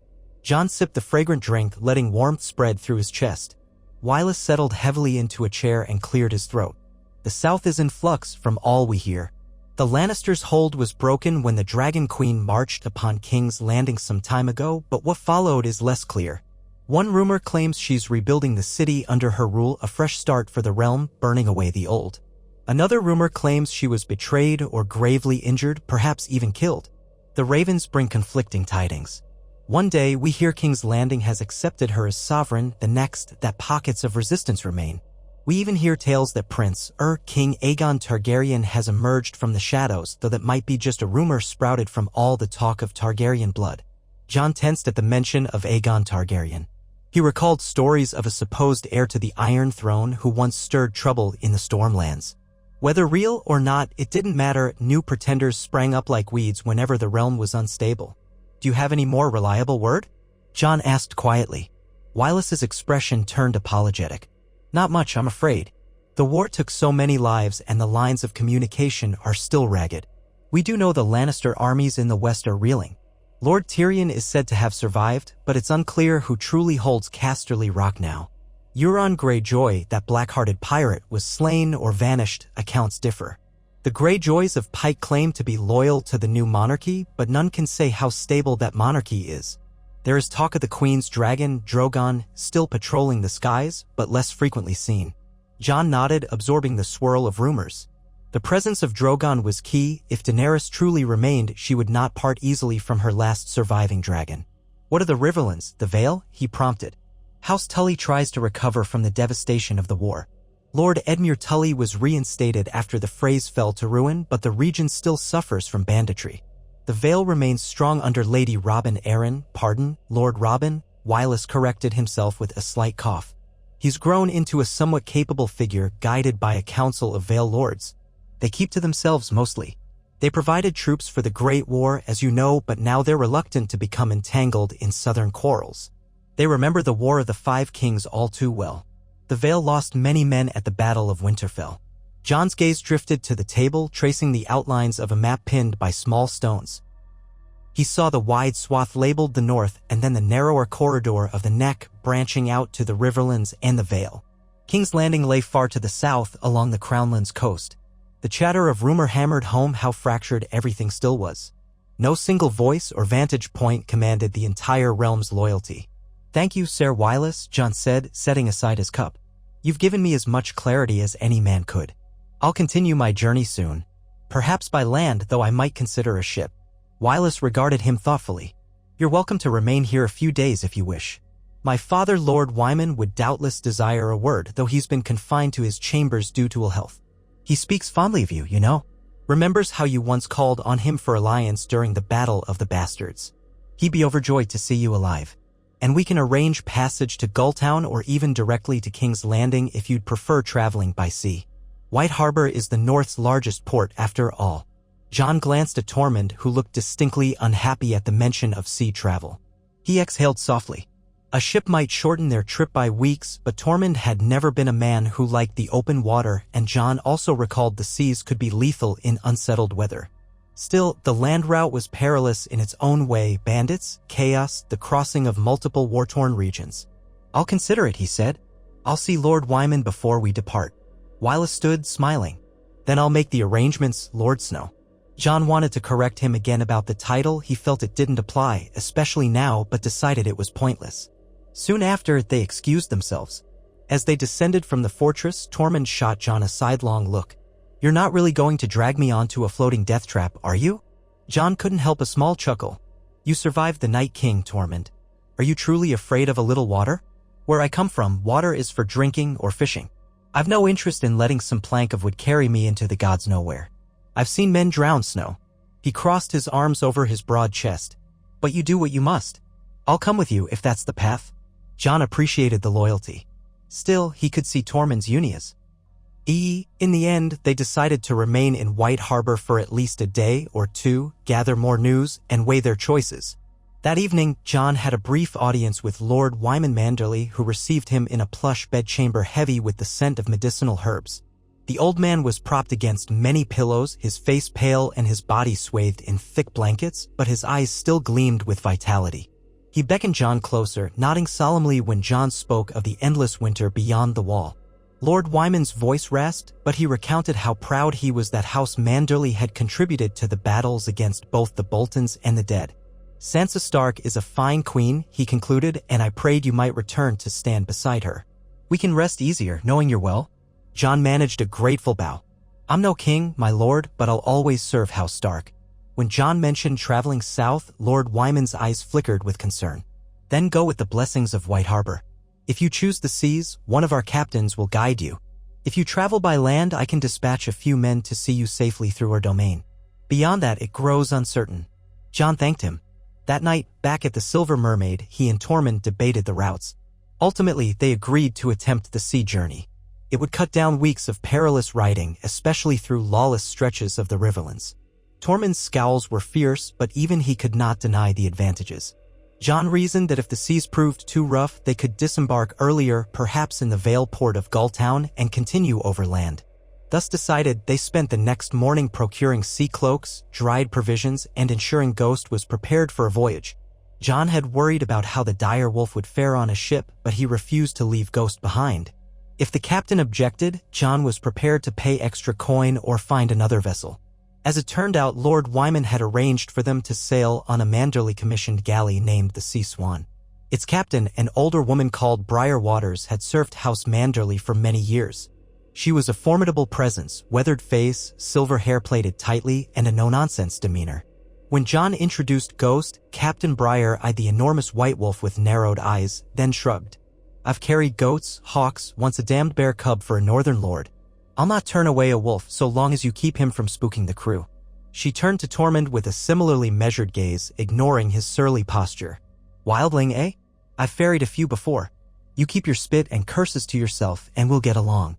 Tormund grunted. "I don't spit on my allies," he retorted. That was enough for Briar, who simply barked a laugh and gestured toward the gangplank. "Welcome aboard." Within the hour, the Sea Swan eased away from White Harbor's docks, oars dipping into the cold green water in rhythm. The sails, embroidered with a silver merman, caught a stiff breeze. John stood on the deck, cloak buffeted by salt-laced wind, gazing at the city's receding skyline. Tormund clutched the rail near him, face pale and set in an expression of determined stubbornness. Ghost trotted across the slick planks, sniffing at coiled ropes. Crew members shot the dire wolf wary glances but kept to their tasks. Soon the harbor gave way to open sea, a vast stretch of gray waves rolling into the distance. John had traveled by ship before, but not for a while. The motion underfoot took some getting used to. Tormund muttered oaths under his breath, scowling at the water as if it personally offended him. Captain Briar barked orders, the crew adjusting sails to harness the wind. The cold lingered, but the day was fair enough for sailing. John breathed deeply, tasting brine and the lingering memory of better days. They sailed east along the coast, then south, aiming to pass the Bight and skirt the rocky shores of the Vale. The itinerary was to reach Gulltown in perhaps 5 days if the weather held. From there, they would decide whether to continue overland or sail around the Fingers and past Crackclaw Point toward King's Landing. The route was not without risks. Pirates still lurked in the narrow sea, and storms could blow in from the east. But it was a straighter path than trudging all the way across the war-scarred heart of Westeros. The first 2 days at sea were rougher than expected. Waves slammed the hull, and biting winds buffeted the ship. Tormund retched over the side more than once, cursing the goddamned southern contraption. John did his best to keep down his own meager meals, focusing on helping the crew where he could, tying off lines, holding lanterns while repairs were made to a damaged yardarm. Ghost took refuge below decks at times, unsettled by the heaving movement. The hold smelled of wet timber and old saltfish, but at least it was warmer than the deck. On the 3rd day, the weather calmed. Rays of pale sun filtered through shifting clouds, and the sea turned a gentler blue-gray. Captain Briar navigated them closer to the Vale's coastline, craggy cliffs rising to the west. On the horizon, gulls circled overhead, their cries drifting across the waves. Tormund recovered a bit of color, though he still cast sour looks at the water. John stayed near the prow, letting the salt breeze wash over him. He had always felt a certain kinship with the sea, though it had also brought him sorrow. He could not forget the voyage north with Daenerys, the promise that they would stand together against the Night King. So much had happened since. That afternoon, while the crew prepared a midday meal of fish stew, Tormund joined John at the railing. "I suppose it's not the worst thing," the wildling allowed, though he scowled at a passing wave as if it might lunge up and swallow him. "Better than slogging through roads of mud and bandits. Though if I see another storm, I might just jump overboard and try to swim back." John gave a wry smile. "I doubt you'd make it far in these waters." Tormund laughed, though there was little mirth in it. Then he glanced at John sideways. "You've been quiet, Snow. Quieter than usual. Got something gnawing at you?" John let out a soft breath. "Everything gnaws at me, Tormund. I left one war behind only to find a realm that may be on the brink of more turmoil. I can't help thinking about everyone I've lost, and the ones I might lose yet." The wildling clapped John on the shoulder. "That's life, lad. The free folk see it clearly. You take what happiness you can. You fight when you must. You stand by your people. Everything else is wind and snow." John nodded. Tormund's blunt philosophy had its merits, though it offered little comfort in the face of so many unknowns. They stood there together. The sea spread before them like an unrolled tapestry, endless and unfathomable. The next day brought them within sight of Gulltown's harbor, a crescent of rocky shore and wooden piers, overshadowed by the tall white cliffs behind it. Merchant vessels crowded the waters, along with smaller fishing boats. The sight spoke of bustling trade. Captain Briar explained that the Vale had been spared the worst of the war's devastations by virtue of its mountainous defenses. Even so, it had sent men to fight alongside the Starks, and many families still mourned. Once the Sea Swan anchored in the harbor, John and Tormund disembarked to stretch their legs and decide whether to continue by land.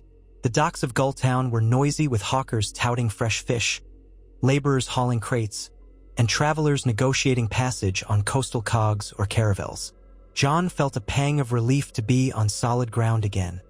He could only imagine Tormund's sense of gratitude. Ghost padded off the gangplank, sniffing suspiciously at the crowd. The direwolf drew plenty of stares, but no one dared approach too closely.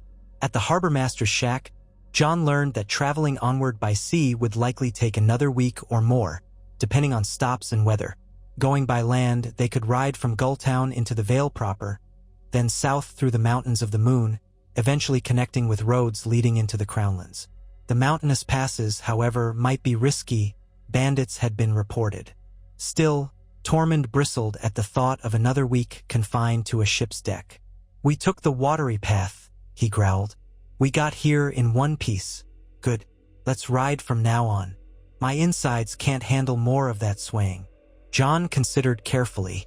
He didn't relish the idea of crossing the mountainous roads with potential robbers lurking, but the alternative was forcing Tormund and Ghost through many more nights at sea. The Vale might be safe enough under House Aaron's watchful guardians. Ultimately, he decided to indulge Tormund's wishes.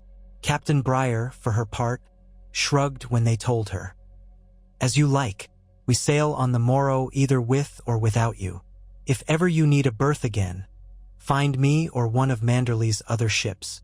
Jon thanked her and arranged for the horses to be unloaded. He paid a modest fee for stable services the last few nights, grateful the animals had survived the crossing. The beasts snorted and stamped, anxious but ready. Tormund patted the mare he'd named Grit, hooking the saddlebags in place with practiced hands. Jon's mount, a rangy brown gelding, flicked its ears and snorted. Once they were provisioned with fresh supplies, some oats, salted fish, and dried fruits, they rode out from the harbor, leaving the smell of brine behind. Gulltown's outskirts gave way to a winding road that snaked upward through rugged foothills. The Vale's mountains towered ahead, their peaks streaked with snow. Even in the gentler season, the higher elevations stayed blanketed. The path was dotted with small stone watchtowers, some manned by errant soldiers, others abandoned. Whenever they encountered guards, the men recognized Jon's name, or at least recognized the direwolf as belonging to a Stark ally. Word traveled quickly. More than once, Tormund rolled his eyes and muttered, "You're more famous down here than a king beyond the wall." "It's only because of the war," Jon replied quietly. "Or perhaps the gossip that I might have Targaryen blood. People always talk." Tormund snorted. "They're welcome to talk all they want. Not one of them was with us in the snow, freezing our balls off." He tugged at the collar of his cloak. "South or north, a man's measured by what he's done when it mattered, not by fancy rumors." The steep roads made for slow travel, but at least the surroundings were scenic. Craggy cliffs rose on one side, lush valleys on the other. Streams tumbled down from the heights, forming waterfalls that sparkled in the midday sun. Eagles wheeled overhead, their calls echoing. Yet for all its beauty, the Vale was a land of hidden perils. Rockslides, sudden storms, and remote ravines that bandits used to ambush unwary travelers. They camped under the shelter of a rocky overhang the first night, building a small fire to warm their limbs. Ghost prowled the perimeter, occasionally returning with a rabbit or wild hen for them to roast. Jon was grateful for his companion's hunting prowess. Tormund cut the meat, humming a wildling tune under his breath. The flicker of flames cast dancing shadows against the stone. Jon found himself remembering the nights they spent beyond the wall, clinging to life with only meager fires for comfort. He didn't sleep well. His dreams swirled with images of kings landing in chaos, dragonfire licking at broken towers, Daenerys standing on the ruined Red Keep with an unreadable expression. Behind her hovered the Night King, though logic told Jon that could not be. Dreams rarely followed logic. He woke several times, heart pounding. Tormund snored, oblivious. Ghost dozed at the edge of the campsite, ears twitching at every sound of the night. On the second day, they made better progress, descending into a valley scattered with small hamlets.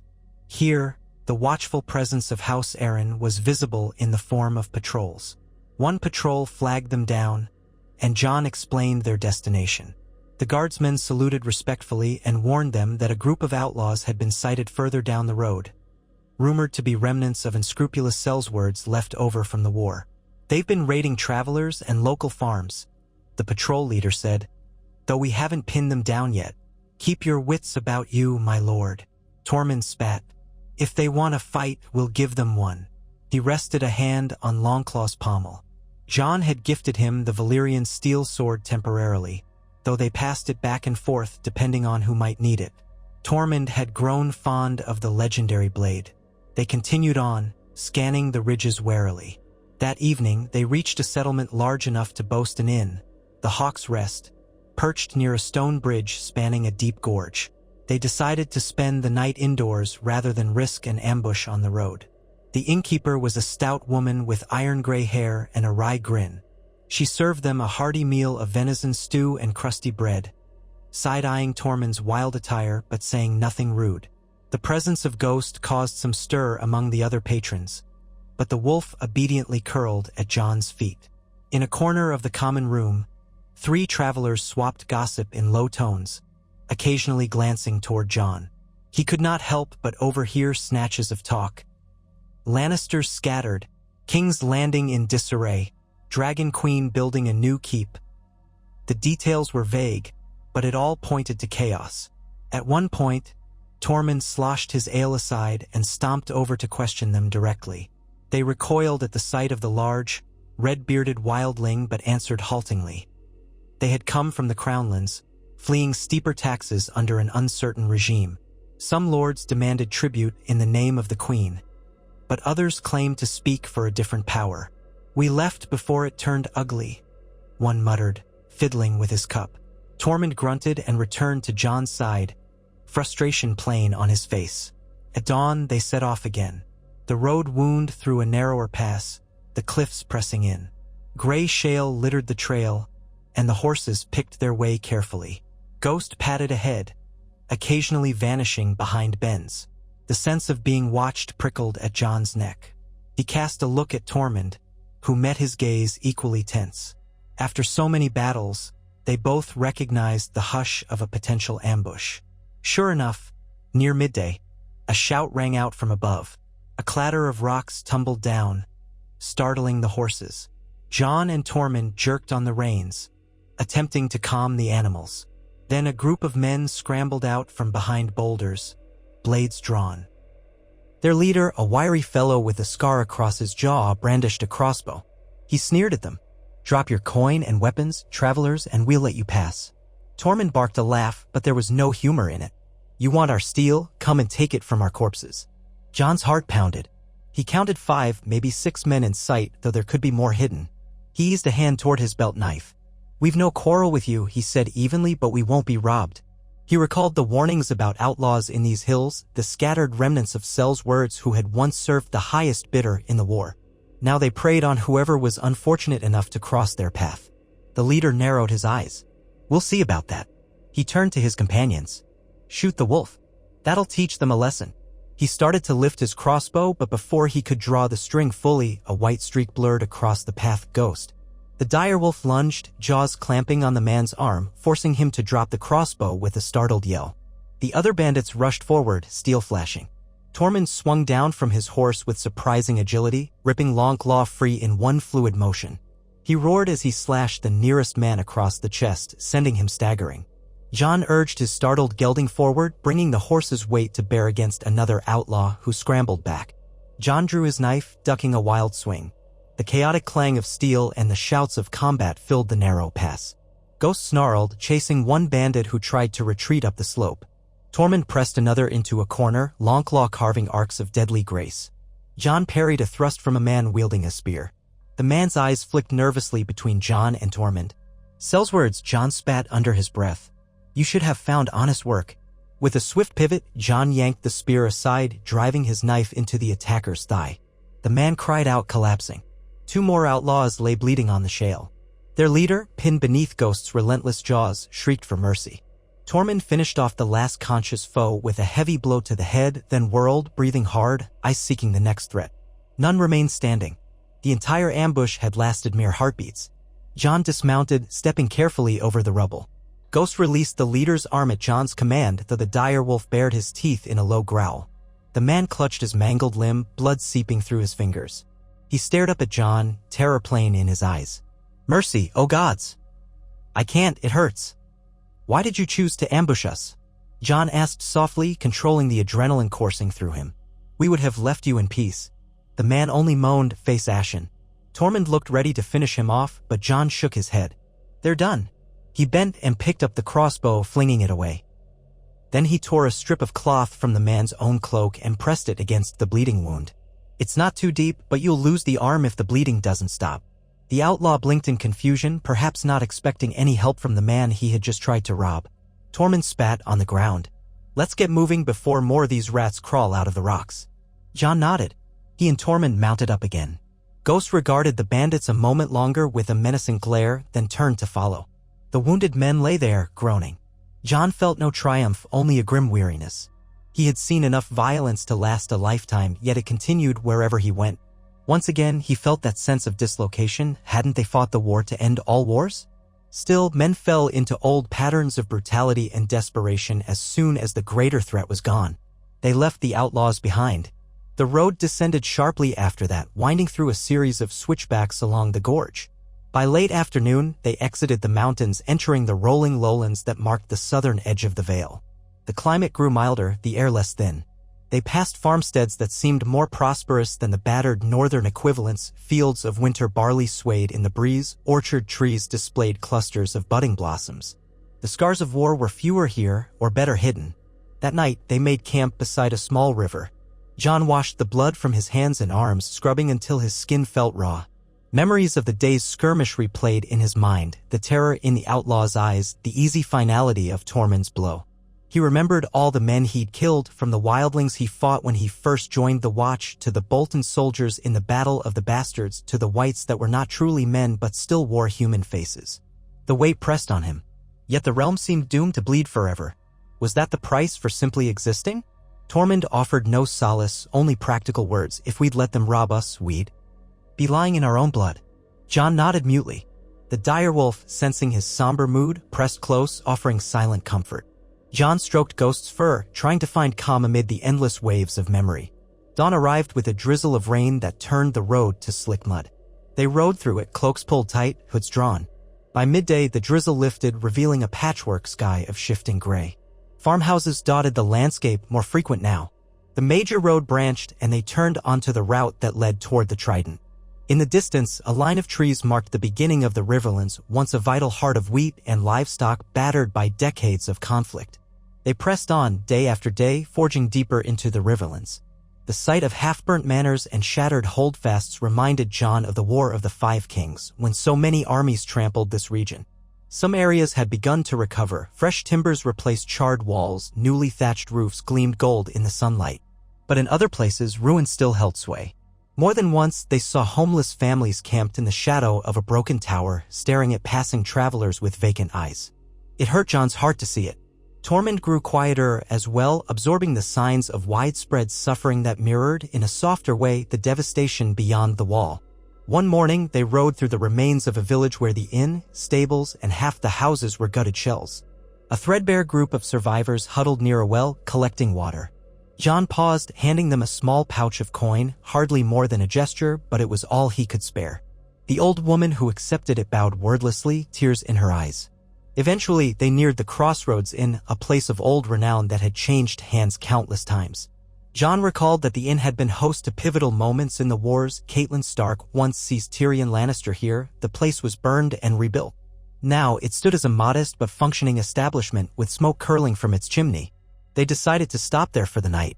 Perhaps they could gather fresh information on King's Landing, which lay just a few days' ride to the south. Ghost drew the usual stares when they arrived in the muddy courtyard. The stable boy balked at approaching the direwolf, so Tormund handled the horses himself while Jon found the innkeeper inside. The main room was smoky, the air thick with the smell of stew and damp wool. A smattering of travelers occupied the tables, some wearing tattered cloaks, others in slightly better attire. They secured a room and some hot food, settling at a bench near the fire. Jon ate slowly, letting the warmth seep into his bones. Tormund's appetite remained hearty. He devoured a large bowl of barley stew and ordered bread and ale. Ghost lay at Jon's feet, head resting on his paws, occasionally flicking his ears at a burst of laughter from another table. Soon, a man sitting nearby struck up conversation. He was a traveling peddler by the name of Conwy, thin and pale from the road, but eager to chat. "You come up from the Vale, eh?" he asked, glancing between Jon and Tormund. "Heading south." Jon nodded. "Toward King's Landing." The peddler sucked in a breath. "Then you've a sight ahead of you, my friend. Word is the Dragon Queen's rebuilt half the city. The other half is rubble." Depends on who you ask. Some say she started forging a new seat of power, that she's not calling it the Red Keep anymore. Others claim the city's crippled by famine and plague. Hard to know which is true, though I did hear that the main gates are heavily guarded and no one gets in or out without the Queen's approval. Jon's heartbeat quickened. If Daenerys truly ruled King's Landing, then how severe was her hold? Had she embraced a gentler rule or descended into something darker? He recalled the rumors of her burning the city's defenders, the fleeting glimpses he'd heard after the war. Have you been there yourself? He asked. Kamui shook his head. Only as far as the outskirts. Saw columns of Unsullied on patrol. They wouldn't let me pass into the city proper without a thorough search and a letter of safe conduct. I had neither, so I turned around. Unsullied. That meant Grey Worm likely still led Daenerys' army. The peddler continued. I also heard talk that Queen Cersei's loyalists were put to the sword or forced into hiding. Most of the old Lannister forces surrendered.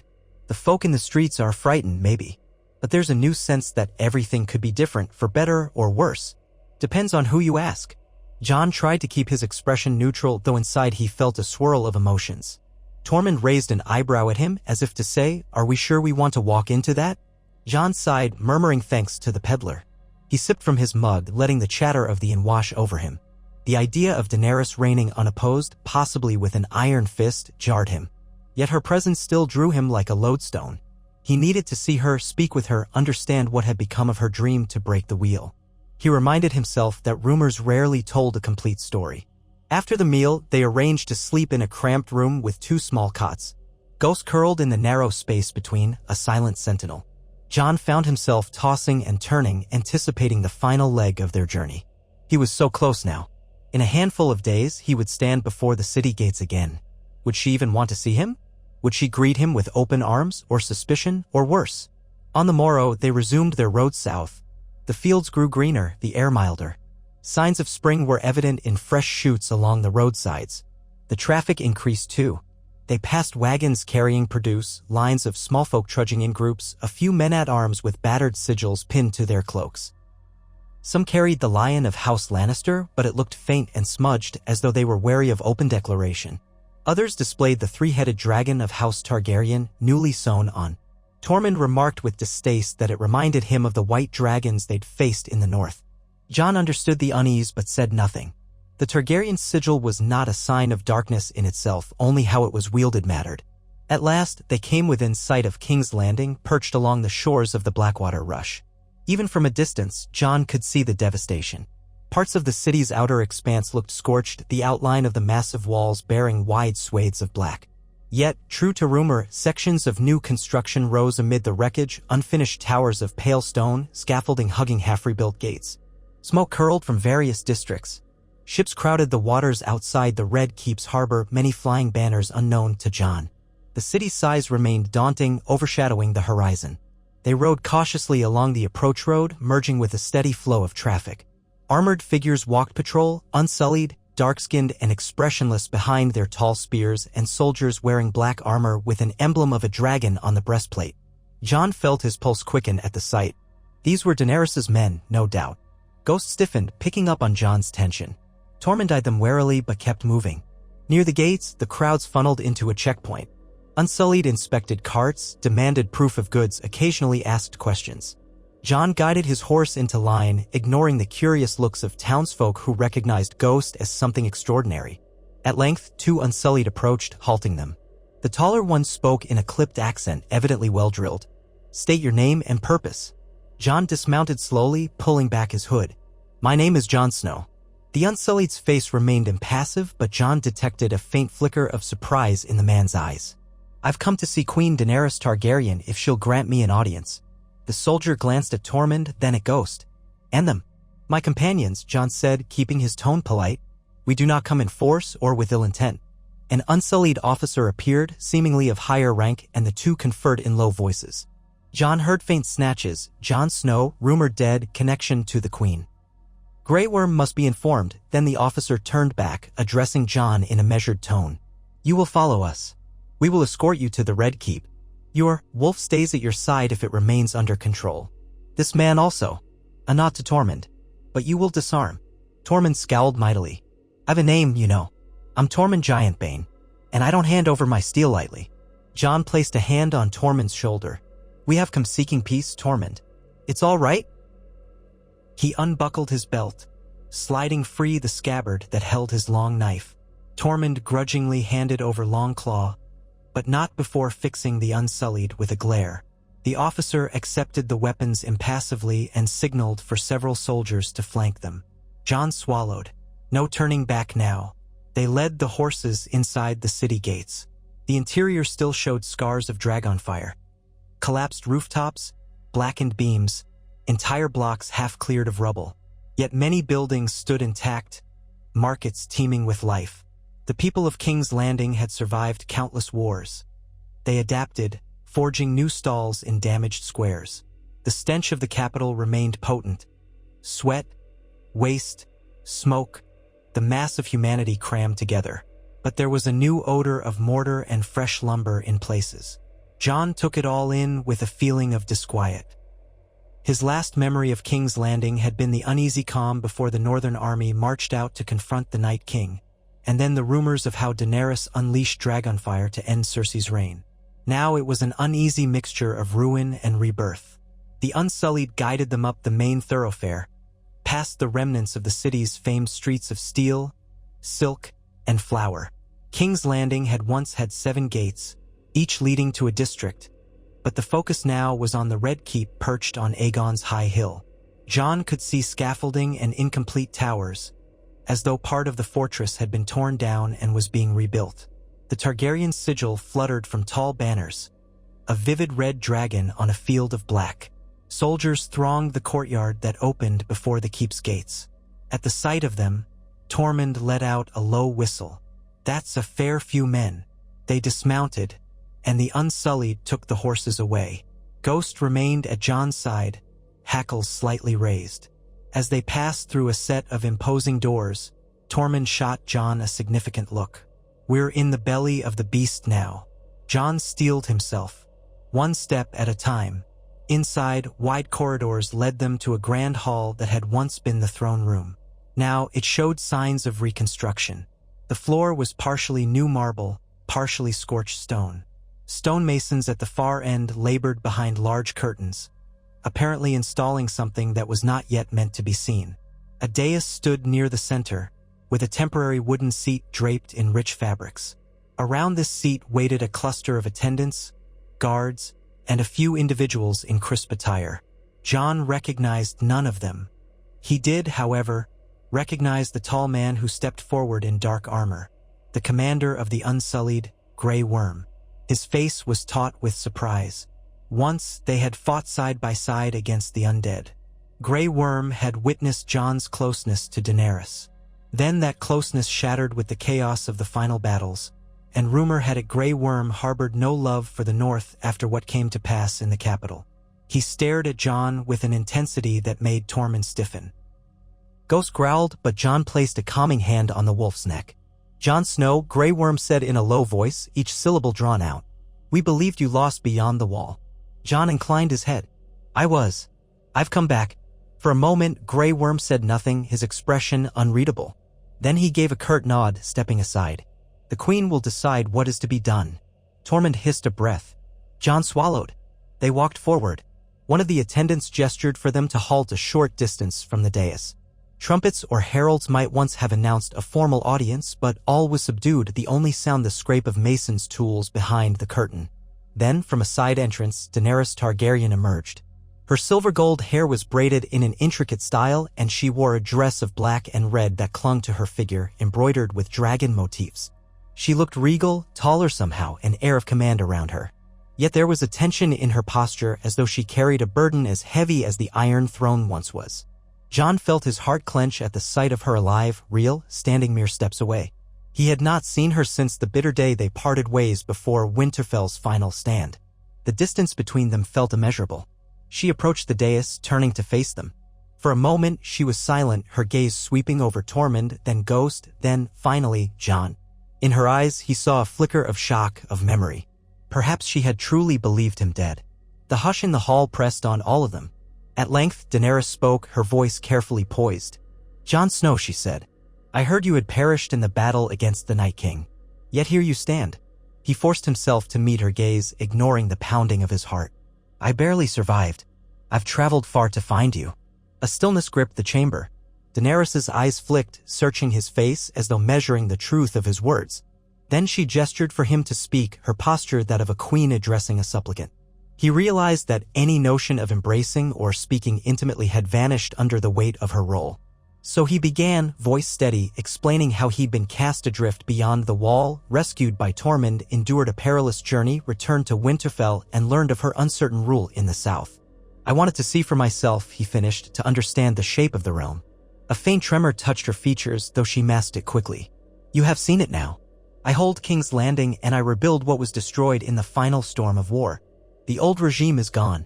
I intend to break the cycle that caused so much suffering. But it is no easy task. Some resent me for the city's destruction, others fear me as the last Targaryen with a living dragon. I do what I must. Her voice held a note of cold resolve that Jon did not remember being so pronounced. Tormund glanced warily between them. He likely sensed the complicated tension. Ghost let out a low whine as though reacting to the swirl of emotion in the room. Jon swallowed. I want to help, he said, the words coming out quietly. If that's still possible. Grey Worm's mouth tightened as if he doubted Jon's sincerity. Daenerys studied Jon for several heartbeats. Then, with a delicate tilt of her head, she gestured for her attendants. Leave us, she commanded. All of you except Grey Worm. Her people obeyed swiftly, the hall emptying so that only she, Jon, Tormund, Grey Worm, and Ghost remained. The stonemasons behind the curtain paused uncertainly, but at a quick nod from Grey Worm, they too withdrew. Silence descended. Daenerys stepped closer, descending the dais until she stood almost within arm's reach of Jon. Tormund tensed behind him. Her gaze flicked to the wildling. Tormund Giant Bane, she acknowledged curtly, though her focus remained on Jon. You've come a long way, both of you. Jon dipped his head, heart pounding. He could smell the faint trace of jasmine on her, the memory of which tugged at him. We have. The war is over, but conflict lingers. The realm is in disarray. I thought if we stood together again. She raised a hand, stopping him. Stood together? The last time we stood together, I led my armies south to claim the throne. I asked you to join me to help create a better world. You vanished, chasing your dead foe beyond the wall. You did what you felt you must. As did I. Pain flickered across her face. You weren't there when the city fell. You didn't see what had to be done. Jon's jaw tightened. He remembered the rumors of her burning streets filled with innocence. I heard stories. Some said it went too far. Her eyes flashed, regal fury tempered by weariness. Too far? Perhaps. But Cersei used innocence as shields. Her men refused to yield. The Red Keep had to fall if the realm was ever to be free of her tyranny. War is never clean, Jon. Then, just as quickly, her ire cooled. Her voice dropped. But I did what was necessary. I promised I would break the wheel, and so I have tried, though it cost me dearly. Jon sensed a swirl of sorrow in her words. He dared to reach for her hand, ignoring Grey Worm's tense posture. I've lost much as well, he said softly. We all have. There's no changing the past, but the future remains unwritten. If your dream of a new world is still alive, let me help you realize it. For a moment, Daenerys allowed her hand to remain in his. Her eyes searched his face, remembering old bonds, old promises. Tormund, behind Jon, maintained a guarded silence. Grey Worm loomed, watchful, protective. Finally, Daenerys gently pulled her hand away, stepping back. I will consider your counsel, she said in a measured tone. But trust is not so easily restored. Grey Worm and my council will watch your every move. I cannot allow the realm to slip back into old divisions. Jon nodded, though a cold knot twisted in his gut. So much lay between them now. Fear, grief, the weight of suspicion. But she had not cast him out. That was something. I understand, he answered. She turned her gaze to Tormund. You have my thanks for saving him beyond the wall. You are free to remain or go as you will. But remember, you are in my city now. Tormund looked ready to utter a sharp remark, but Jon laid a hand on his arm and the wildling only gave a terse nod. With that, Daenerys gestured to Grey Worm. Find them chambers in the keep. Let the direwolf remain so long as it causes no harm. Ensure the men at arms know they are not to be molested. We will speak again soon. Grey Worm inclined his head. Yes, your grace. Daenerys swept from the hall, her black and red gown trailing behind her. The tension she left in her wake was palpable. Once she was gone, the commander fixed Jon with a stern look. You are not a prisoner, but you will be watched. Don't mistake this for an open invitation to meddle. He signaled to a pair of Unsullied who had been waiting near a side archway. They stepped forward to guide Jon and Tormund through the winding corridors. Ghost followed, growling softly until Jon hushed him. Tormund's face was set in a hard scowl, but he held his tongue. Their assigned chambers proved to be part of a wing under renovation, dusty halls, the clank of scaffolding outside the windows. The rooms themselves were sparse, a bed, a table, a small hearth. But it was privacy of a sort, and the shutters opened onto a balcony that overlooked the city. From there, Jon could see the burnt sprawl of Flea Bottom, still scarred by the final siege, and beyond it, the Blackwater Bay glinting in the wan light. Tormund dropped his pack on the floor with a thud, running a hand through his shaggy hair. "Well, we're in the dragon's mouth now, aren't we?" Jon sank onto the bed, feeling the weight of 1,000 doubts pressing down on him. He recalled how once he had believed Daenerys to be the world's best hope for a just ruler. Then came the carnage in King's Landing. Yet seeing her again, hearing her voice, he was reminded of the woman who fought for a better world, who rallied armies to defeat the Night King. "We must be careful," he murmured. "She's changed, and so have we." Tormund let out a grunt. "All that talk of trust, watchers, new worlds. If she means to keep us under guard, I won't hesitate to smash a few heads if they get too close. But you do what you must, Snow." Jon nodded, too weary to argue. He gazed out the window, watching the flicker of torchlight in the streets below. A swirl of conflicting emotions churned within him. Love, regret, loyalty, fear. The quiet crackle of the hearth offered little comfort. Outside, King's Landing breathed like a wounded beast, half-healed, half-terrified, uncertain what new dawn might bring. Night settled over the city. Tormund, unaccustomed to the claustrophobia of castle walls, paced the room for a time before finally dozing in a chair. Ghost lay curled beside Jon's bed, ears alert even in rest. Jon lay awake, heart too full of old memories. At last, exhaustion claimed him, dragging him down into restless dreams. Dreams of a world reborn from ashes, of snow blowing across a throne room, and Daenerys standing alone in flickering shadows, reaching for him with eyes that burned like starlight. He woke at daybreak to find a servant knocking timidly at the door, bringing a basin of water and some stale bread. Tormund stirred, bleary-eyed. Jon thanked the servant, who departed quickly, as though frightened by the dire wolf. They washed, ate sparingly, and waited. Hours passed, with only the occasional unsullied patrol stepping in to check on them. Tormund's patience wore thin. "Are we meant to rot in this tower?" he growled. "We came to talk, not to mope." Shortly after midday, Grey Worm arrived with 2 guards. "The Queen will see Jon Snow now," he said, ignoring Tormund's pointed glare.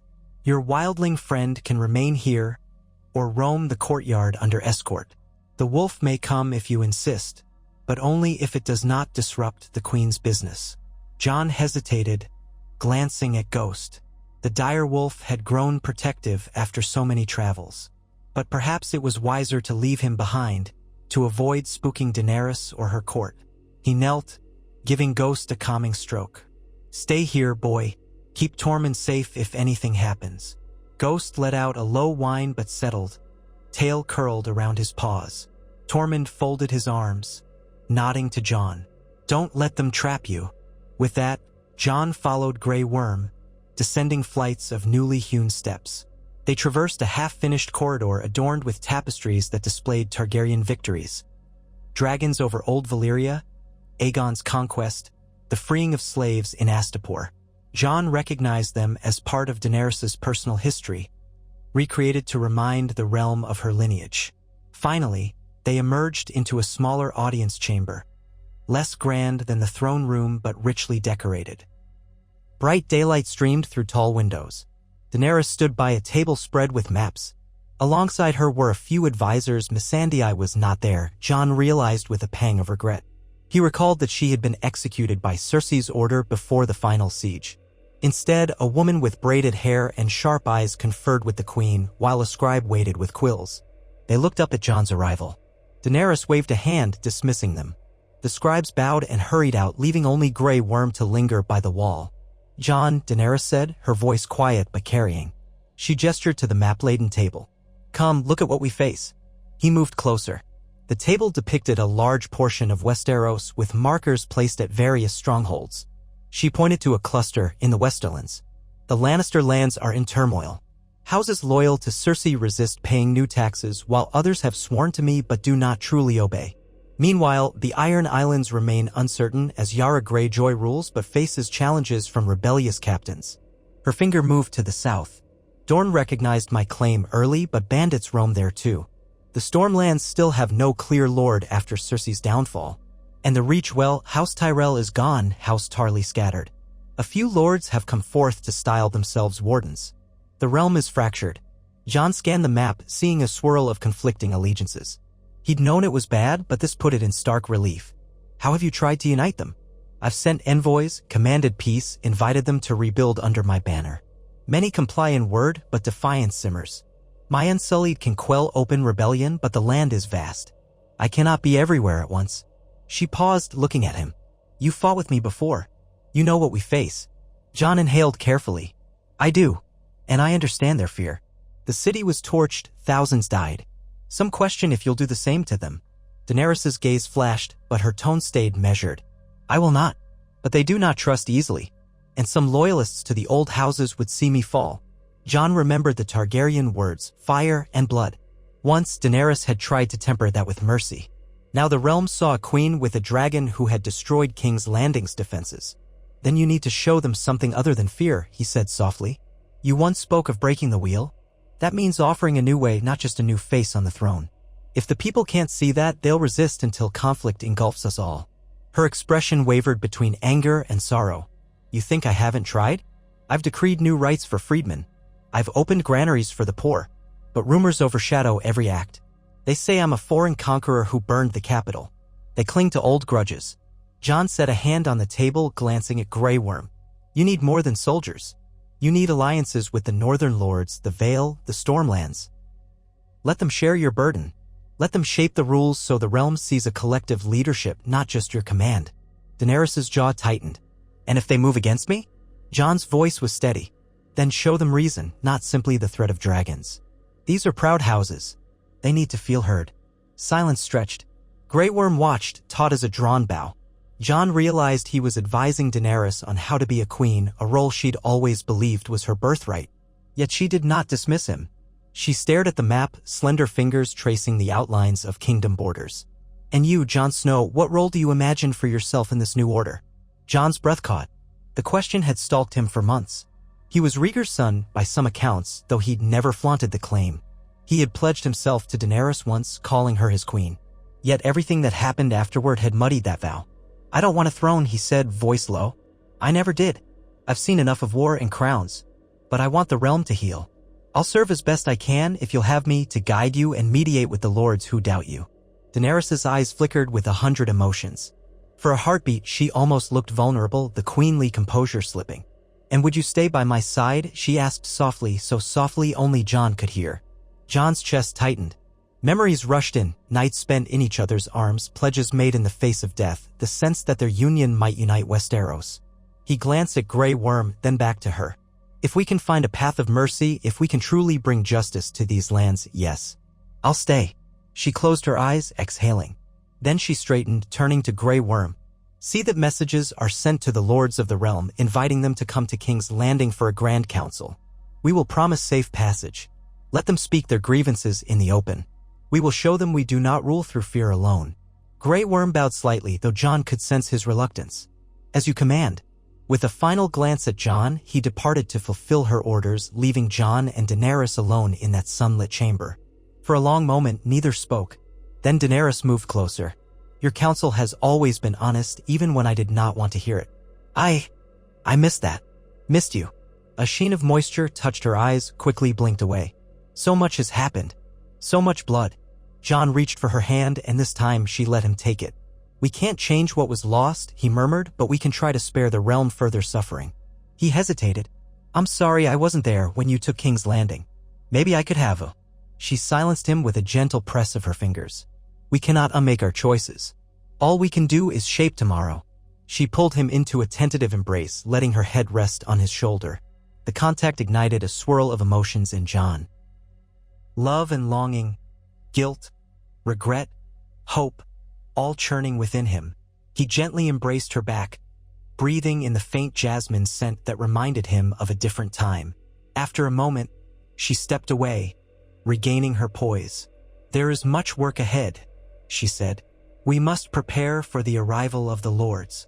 We must ensure security, and the city still needs rebuilding." A small, sad smile tugged at her lips. "But for the first time in a long while, I feel perhaps I am not alone." Jon allowed himself a ghost of a smile. "You're not." She nodded, a flicker of the old warmth in her eyes.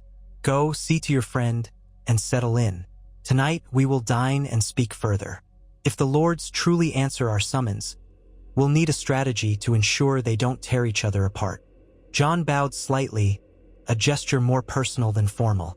"As you wish, Your Grace." He turned to leave, but she touched his arm once more. When he looked at her, she simply said, "Thank you." Then she let him go, her hand slipping away. He left the chamber, heart pounding.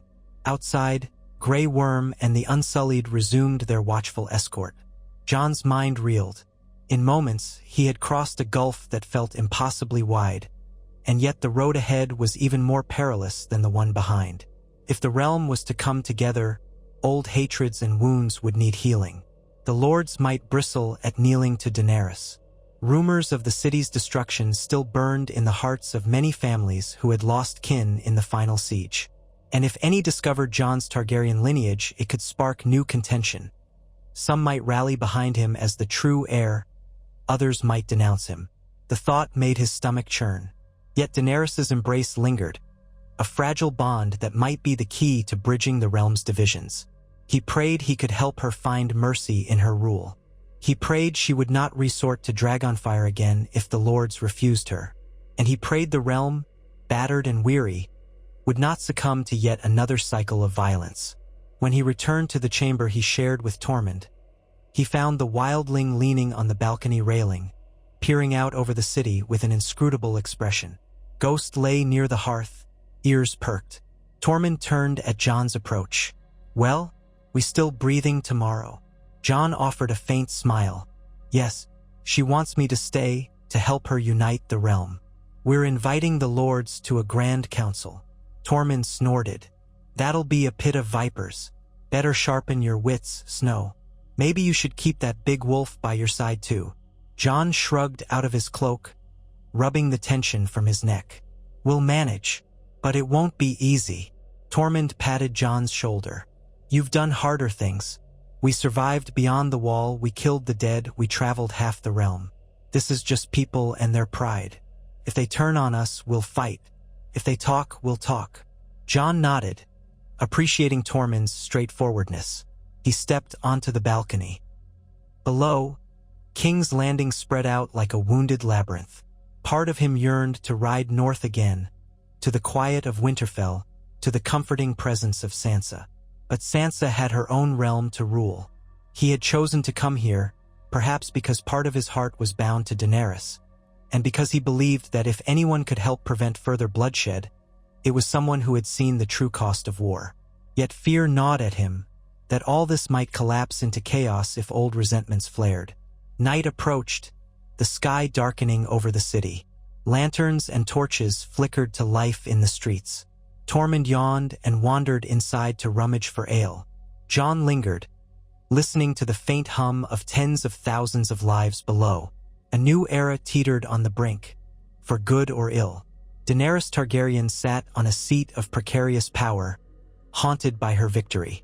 Jon Snow, once a king in the north, once a man of the Night's Watch, once a ghost beyond the wall, now found himself a mediator between a queen who walked the line between vengeance and hope, and a realm that might never forgive or forget. He felt the cold wind off the bay brush his face. Far away, he remembered the hiss of northern wind on the ice fields, the hush after the whites fell. He remembered the quiet of the Godswood, and the lonely vigil on the wall's ramparts. Another hush settled on him now, but it was the hush before a storm of politics and hearts laid bare. He closed his eyes. He had returned from beyond the wall.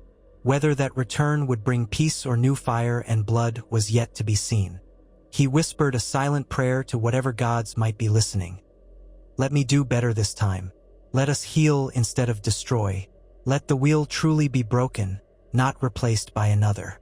In his mind's eye, he saw Daenerys' face, at once fierce and vulnerable, and Sansa's steady gaze, the memory of Arya's grin, Tormund's hearty laugh. He saw the ghosts of all who had died to save the living. Ser Jorah, Theon, Ed, thousands of nameless men and women. They deserved a realm worthy of their sacrifice. And if forging that realm required him to stand in the uncertain space between love and duty, then he would. For he was Jon Snow, forged by ice and fire, living on borrowed time, determined not to waste the gift he'd been given when the cold should have claimed him for good. He opened his eyes, gazing out at the city. The red keep rose against the twilight, torches illuminating its scaffolding, a castle half ruined and half reborn. As he stood there, Tormund ambled up behind him, carrying 2 cups. He pressed one into Jon's hand. Here, it's not northern mead, but it'll do. Jon took a sip, the bitter taste grounding him in the present. Tormund's presence was like a warm anchor. Ghost padded out to join them head level with the balcony. The 3 stood there, bound by trials none of the city dwellers could understand, gazing into the unknown future. And in that quiet moment, Jon thought, we're still here. Somehow we go on. Let tomorrow come. We will face it together. And so the night closed in on King's Landing, a city trembling between ruin and rebirth under the rule of a queen once hailed as the breaker of chains, tempered now by the memory of fire and loss. And Jon Snow stood at her side, neither king nor crow, but a man shaped by the frost of the far north and the flickering embers of love's uncertain flame, ready to stand against whatever shadows might yet rise to challenge the fragile dawn. Morning came with pale sunlight filtering through the city's haze. The drums and horns of routine life in King's Landing roused Jon before he was fully ready. Tormund was already gone from the chambers, likely prowling the courtyard or searching for a decent breakfast. Ghost dozed at the threshold, ears twitching at each scrape of distant steel or raised voice in the corridors. Jon eased himself upright, feeling the dull ache of old bruises that never quite healed from his time beyond the wall. He dressed in the simplest clothing he had among the garments Daenerys' attendants provided. Dark breeches, a loose tunic, boots still scuffed from travel. There was no sense pretending to be a polished lord in a city that recalled him best as a reclusive northerner who had once marched troops to the capital's outskirts.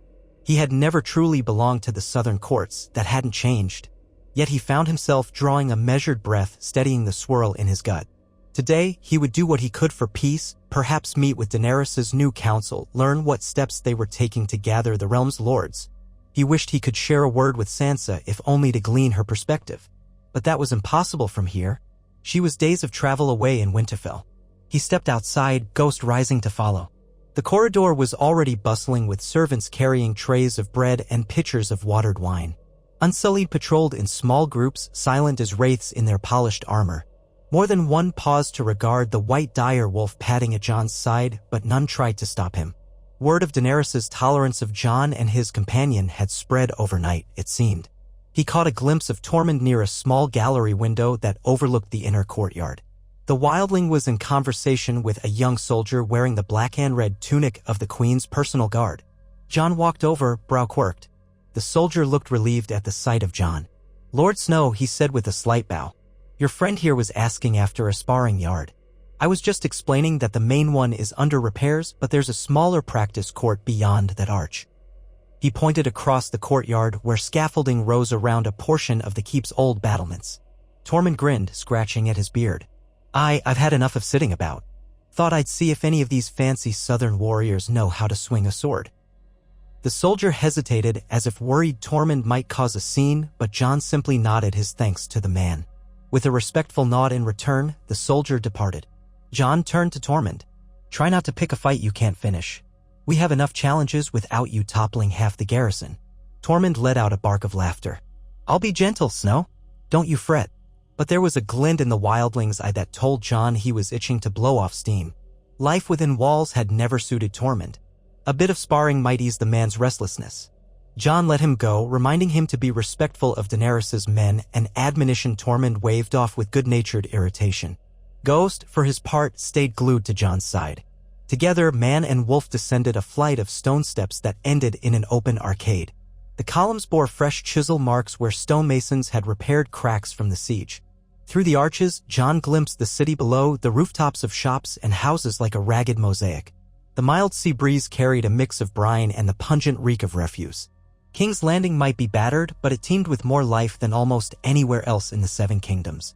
Grey Worm found John not long after, striding with purpose from the opposite end of the arcade. The unsullied commander inclined his head, though his posture remained guarded. "The Queen would speak with you in the old council chamber." John nodded. "Lead on." Ghost kept pace, his claws clicking lightly on the stones. Grey Worm eyed the wolf but said nothing, turning to guide John through a sequence of corridors that felt simultaneously familiar, echoing the memories of the time John had first arrived with Daenerys and eerily changed by reconstruction. Fresh mortar, new timbers, scaffolds abutting old arches. Where once vibrant banners of the Lannister lion had hung, now the Targaryen dragon was everywhere, reasserting a claim that had begun centuries ago with Aegon's conquest. That history weighed on John as he stepped into the council chamber. Daenerys stood at the head of a long table once used by Cersei's small council. In place of Lannister emblems, silver dragon ornaments now lined the walls, though some scorch marks were still visible in the corners. Beside Daenerys was a woman of braided black hair, wearing a form-fitting dress with red trim. Next to her stood a man with a narrow face and an air of practiced calm, perhaps a scribe or advisor. Grey Worm took a position near the doorway, folding his arms.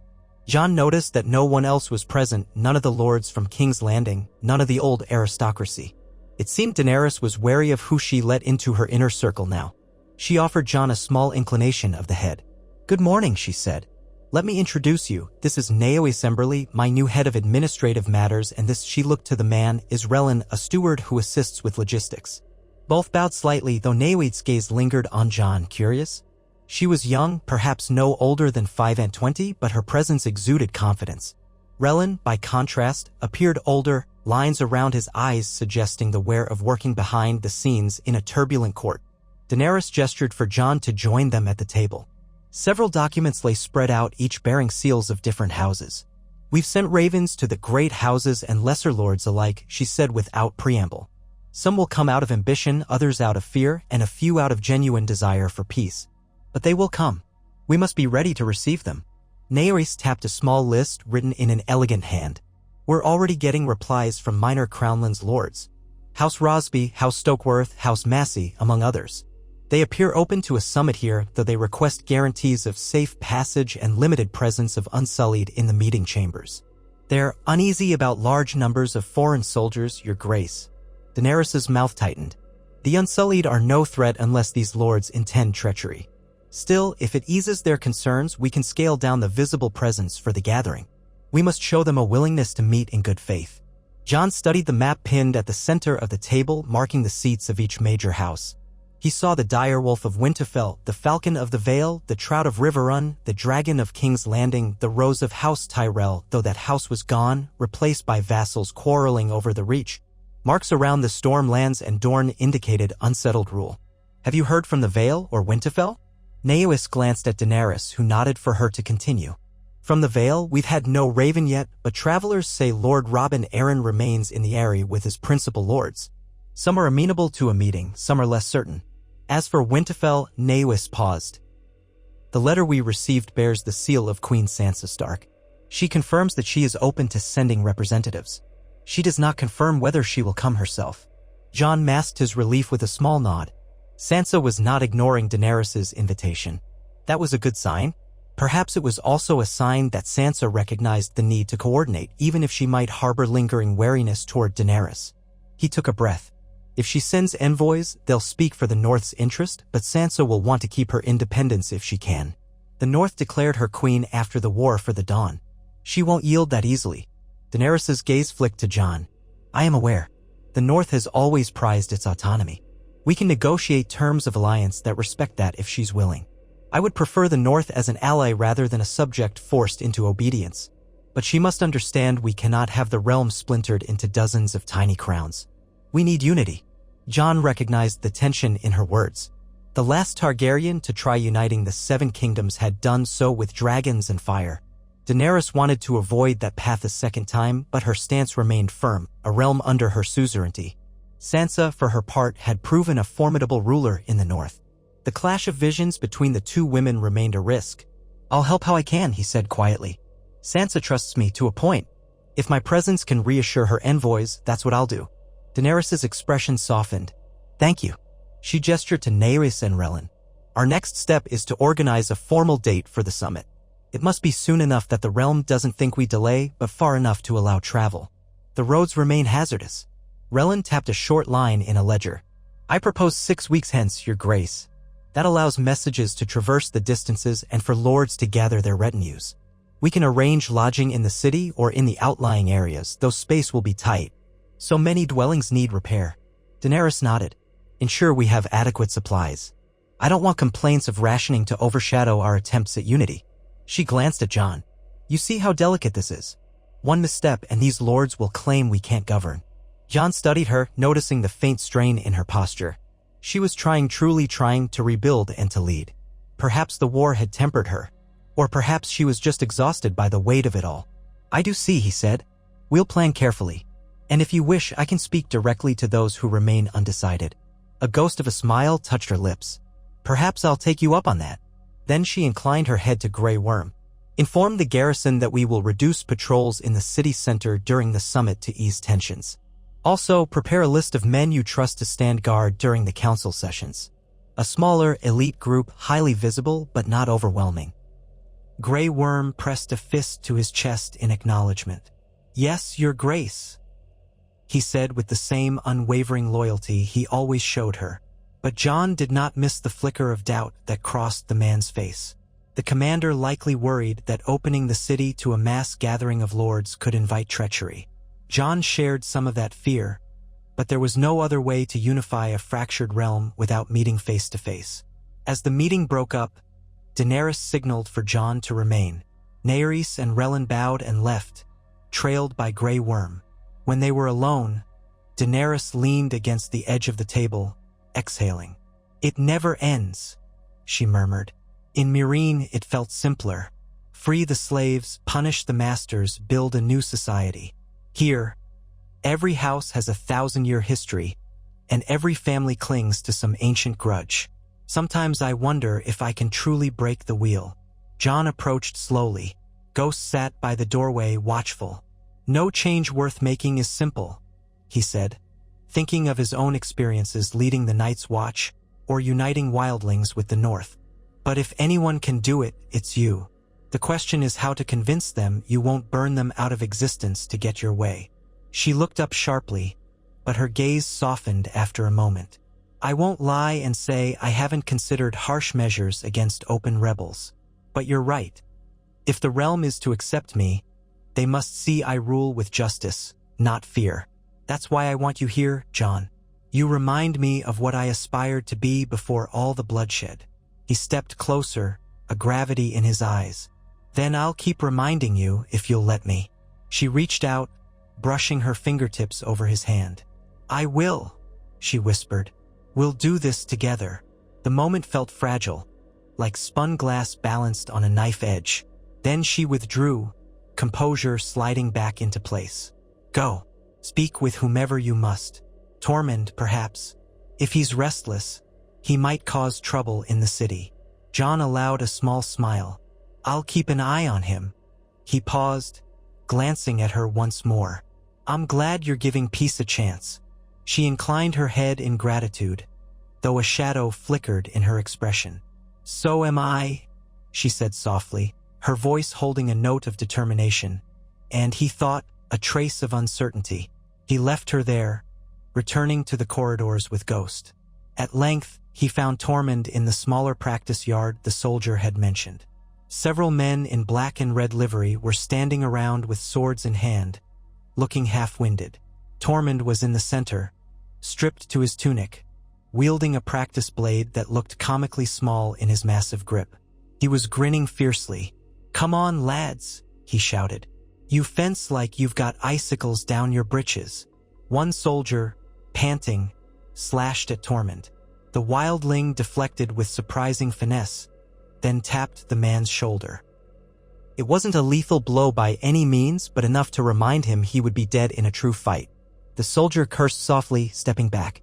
Tormund swung around to face Jon, chest heaving. "These Southerns are no worse than half the boys I trained back home," he called cheerily. "But they could stand to work on their footwork." Jon tried not to chuckle. "We don't want to insult them all. Some might actually know what they're doing." Tormund waved a hand dismissively, returning the borrowed practice blade to a rack. "Fair enough. This one was teaching me something called a feint. Interesting trick." He nodded at a squire who looked both relieved and perplexed by Tormund's praise. "So, you finished talking to your queen about how to fix the realm?" Jon approached, lowering his voice so only Tormund would hear. "She's summoning the lords to gather here for a grand council. We'll see how it goes." Tormund rolled his shoulders. "As long as she doesn't try to roast them if they object. I've heard the stories." Jon's silence must have spoken volumes because Tormund's face hardened a fraction. "You believe she won't, but if they push her, She's trying another way," Jon said quietly. "I have to trust that for now." Tormund gave a grunt, glancing at Ghost. "All right, Snow. You've got more faith than I do, but that's always been your strength and your curse." They left the yard, ignoring the stares of the exhausted soldiers who were likely relieved Tormund had found a new conversation partner. As they walked, Tormund asked if Jon had any inclination to ride north again, see how things stood in Winterfell. Jon sighed. "I want to. But if I leave now, it might look like I've abandoned her before this council. And Sansa will likely send her own envoys, so I'll find out how the North fares through them." Tormund scratched at his beard. "Aye, but let's hope they arrive in one piece. The roads are crawling with bandits and desperate folk. Maybe they'll come by ship. Maybe," Jon allowed. "Either way, we can't fix everything at once. One step at a time." Tormund's voice dropped to a rare note of seriousness. "And if it all goes to the crows? If these lords come here, wag their tongues, and then we see swords drawn in the throne room?" Jon exhaled, meeting Tormund's gaze. "Then we do what we must to prevent another war. I won't let the realm plunge back into bloodshed if I can help it." Tormund accepted that with a curt nod. "I won't run from a fight if it comes. But let's hope your queen can keep her dragon calm this time." They returned to the wing of the Red Keep where their chambers lay, passing workers hauling crates of fresh timber. Ghost trotted ahead, tail swishing as he sniffed the corners. Now and then courtiers peered from doorways, curiosity etched on their faces. Rumor would be rife that Jon Snow, thought dead, had reappeared, standing once more beside the Dragon Queen. Some likely suspected intrigue, possibly the seeds of a new war. Jon forced himself not to dwell on it. The days turned to weeks, each sunrise bringing fresh news of lords who would attend the Grand Summit and others who hesitated. Jon spent his hours conferring with Daenerys, helping to plan seating arrangements and security. Naoise Emberly proved capable at organizing the logistics. Relin oversaw the storage of grain and wine for hosting. Meanwhile, Grey Worm perfected the guard rotations. Word reached them that lords of the Western Hills, formerly loyal to the Lannisters, would arrive with small entourages, some boasting how they would challenge the Queen's authority. From the Reach, a young noble calling himself Lord Branston Meadows declared he wanted to see the new era and bring a small retinue. The Tarly name was scattered. Samwell Tarly was at the Citadel, last Jon heard, so the Reach lay open to lesser claimants or new lines installed by Daenerys. When the letter arrived from Winterfell, sealed with the dire wolf and the personal mark of Sansa Stark, Daenerys summoned Jon immediately. She waited in a private study, a chamber that looked out over the Red Keep's half-rebuilt towers. In her hand she held the missive. Her expression was unreadable. "She's sending Ser Brienne of Tarth to speak for her," Daenerys said at last. "And Lord Davos Seaworth, if he can be spared from local governance in the north." Jon felt a stir of warmth at those names. He knew both well, Brienne's unwavering honor and Davos's steady counsel. "That means she's serious about forging some kind of accord," he said quietly. "Ser Brienne never fails in loyalty, and Davos is the most diplomatic man I know." Daenerys nodded, her gaze drifting to the horizon as though she pictured the north in her mind. They're to arrive by ship in about 3 weeks. That should coincide neatly with the rest of the arrivals. They'll likely approach from White Harbor or Eastwatch, then sail here. Her lips curved in a tentative smile. "I suppose you'll want to greet them yourself when they land." Jon's chest felt tight with a mix of longing and apprehension. The North was in those two figures, Brienne's unshakable devotion to House Stark, Davos's paternal wisdom and common sense.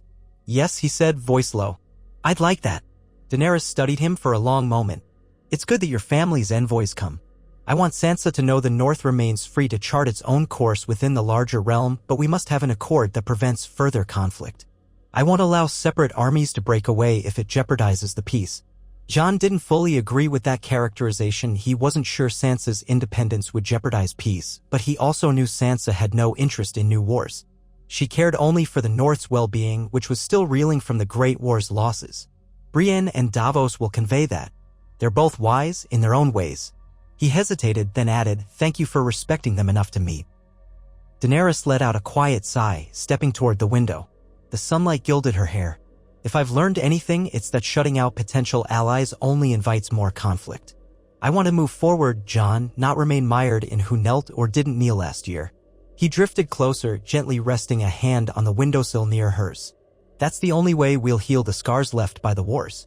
She glanced at him, then turned her gaze back to the city's sprawl. Your presence here helps, she admitted. Many are uncertain about the rumors that you might have a Targaryen claim of your own or that you once served as king in the north. But seeing us together, working in tandem, quells some of that talk. Jon felt the old pang at the mention of his parentage. It still felt foreign to him, like a borrowed mantle he never asked for. I won't claim any right to the throne, if that's your concern, he said, voice soft. We have too much at stake to let that tear us apart. A subtle tension left her shoulders.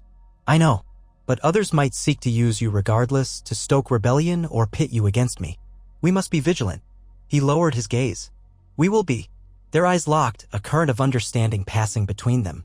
In that unspoken moment, Jon sensed the mixture of guarded resolve and genuine yearning in Daenerys. She wanted to trust him, to believe she could share the burden. And he wanted to be that ally, not just for her sake, but for the sake of everyone who had died believing in a better future.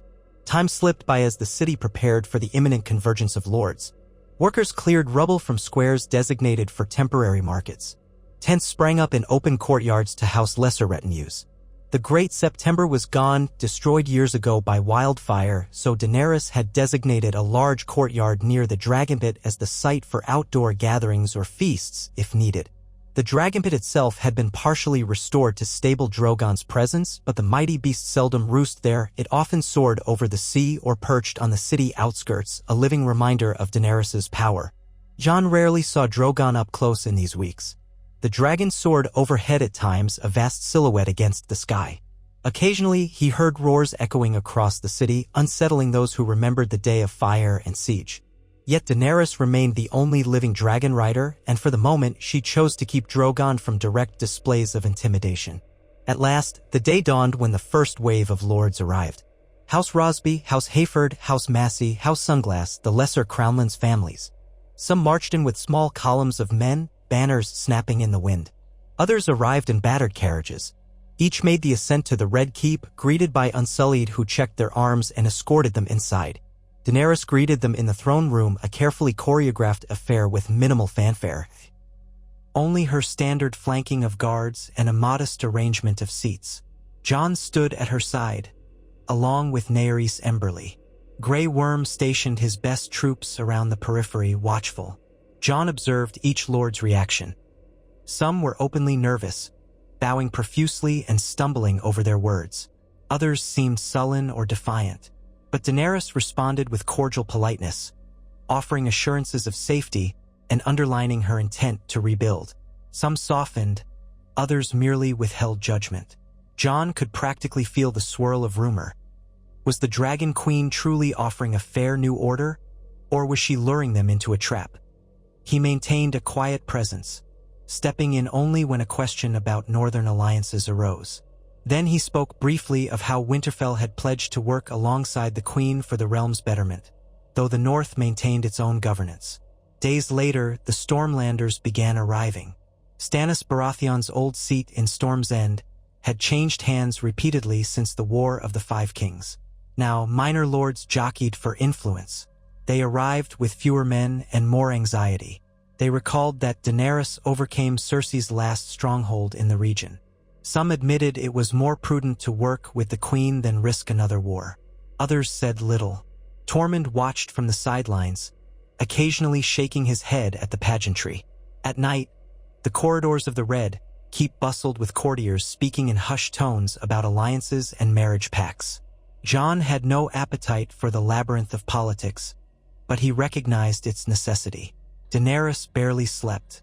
He found her once in a quiet library, scanning old tomes about Targaryen rule. perhaps seeking clues on how her ancestors united the kingdom. She looked up, exhaustion evident in her eyes, and Jon felt a stab of sympathy. Yet her determination drove her onward. Then, at last, came the arrival Jon had most anticipated. The northern envoys, accompanied by a Vale contingent.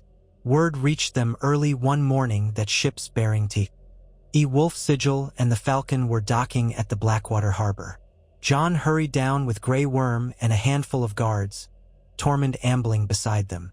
The morning sun reflected off the water, glinting on battered sails. On the quay, among a small crowd of curious onlookers, Jon spotted Ser Brienne of Tarth, tall and imposing in her armor. Her cloak bore the direwolf sigil. Beside her stood Davos Seaworth in a thick fur-trimmed cloak, smoothing his gray beard as he surveyed the city. Both wore expressions of cautious resolve. Other northern men and women formed a modest retinue. From the Vale, a few knights accompanied them, sporting the Falcon and Moon. They all turned as Jon approached, and at once, relief and warmth flooded him at the sight of friendly faces. Davos stepped forward, bowing slightly. "Lord Snow," he said, that gentle rasp in his voice. "Or should I be calling you something else these days?" Jon grasped Davos's shoulder in greeting. "Just Jon is fine," he replied with a half-smile. "It's good to see you. I'm glad you made it safely." Ser Brienne inclined her head. She looked tired from the voyage, but her bearing was as proud as ever. Traveling by sea was quicker. Sansa thought it best. She glanced around at the city, the ruined skyline peppered with new scaffolds. Her expression turned grim. "King's Landing has changed." "It has," Jon agreed, remembering its burnt-out squares. "Queen Daenerys is preparing for the summit.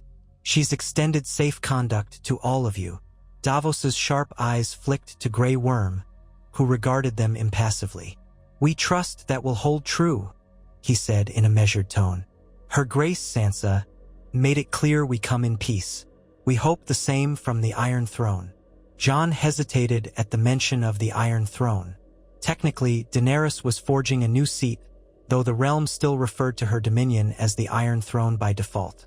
"You'll find the Queen in a receptive mood," he said, choosing his words carefully. "She knows we need unity." Ser Brienne exhaled, scanning the unsmiling, unsullied around them. "I'll reserve judgment until I see it." But she clasped Jon's forearm, a subtle show of trust. "Sansa sends her regards, and her hope that you're well." A pang went through Jon at the mention of his sister. "Tell me how she fares," he said quietly. Davos spoke up. "The North recovers, slowly. Crops are returning after the long winter. The people hail her as the Queen in the North. They've endured so much, but they see a future now. She's done well, though she has her burdens. There are wildling clans to the far west, mountain clans to the east, each with their own demands. But she's holding things together." Jon nodded, inwardly proud of Sansa's resilience. "I'm glad. We'll see if we can formalize an alliance that benefits both realms." He gestured for them to follow, leading the group up the winding streets toward the Red Keep. Tormund offered a brief nod to Ser Brienne, who acknowledged him with guarded courtesy. She had known Tormund from the battle at Winterfell, though their interactions had been memorable. Tormund attempted a grin that looked more like a mischievous smirk, which Brienne ignored. As they made their way through the city, Davos observed the reconstruction. "I remember how many times these streets have seen war," he said under his breath. "Sieges, fires, riots. Let's hope we don't add another chapter to that misery." Jon prayed the same. When they reached the keep, Unsullied escorted the northern party into the courtyard. Daenerys awaited them on a raised platform near a half-cleared garden. She wore a cloak of black and crimson, her hair braided in the Targaryen style. Her expression remained poised, though Jon could sense the tension beneath it. Grey Worm stood to one side with a contingent of guards. Naeys Emberly and Relyn hovered in the background, ready to record the arrival. Brienne and Davos advanced, each bowing formally. Daenerys accepted with regal calm. "Welcome," she said, her voice clear. "I'm pleased you've come to represent the North. Sansa Stark honors us by sending such trusted figures." Davos, ever the diplomat, stepped forward. "We thank you, Your Grace. Queen Sansa hopes this meeting will bring an understanding that benefits all." The North wishes no further bloodshed. Daenerys inclined her head. Nor do I. I look forward to your counsel in the days ahead. Brienne's gaze flicked to Jon and then back to Daenerys. I speak on behalf of Lady Sansa's will. We come in good faith, but we also come with conditions. The North has won its freedom with blood and sacrifice. We ask that you respect that. A hush lingered. Jon kept his breath held, uncertain how Daenerys would respond to so direct a statement. But the Queen's reply was measured. I acknowledge Sansa's role in saving the realm from the Night King. The North was vital. I have no intention of smothering the North's autonomy, but we must ensure the realm is not splintered into warring states. That is the purpose of this summit. Brienne bowed again, though her eyes remained keen. We will listen. Davos added a quiet nod. Tormund folded his arms, looking vaguely impressed that no one had spat or drawn steel yet. Daenerys gestured to an attendant. Show them to their chambers. We'll convene with the other lords later this afternoon in the Great Hall. The official summit is still days away, but preliminary meetings will help us gauge everyone's intentions. With that, the northern party followed an attendant inside, leaving Daenerys, Jon, and their retinue behind. Daenerys let out a slow exhale, turning to Jon. That was civil, she murmured. We'll see how the next conversation goes. Then she offered him a faint, grateful smile, as if acknowledging his presence had helped. He managed a slight nod in return. In the days that followed, more arrivals flooded the city. Some from the Reach sporting newly minted banners. A delegation from the Iron Islands under Yara Greyjoy's command arrived on a sullen morning, sea salt clinging to their leather armor. Yara greeted Daenerys stiffly, speaking of renewed loyalty but also the Iron Islands' right to self-govern. The Vale Lords came last, in a small but well-appointed group, with Lord Robin Arryn absent but represented by a cousin and the formidable bronze-clad men of House Royce. Each day saw minor receptions, small gatherings, and endless negotiations behind closed doors. The markets near the Red Keep bustled with foreign visitors, knights, scribes, and merchants from every corner of Westeros. Jon found himself moving from one meeting to the next, often standing as a mediator alongside Daenerys or occasionally meeting with Davos and Brienne to glean the North's perspective.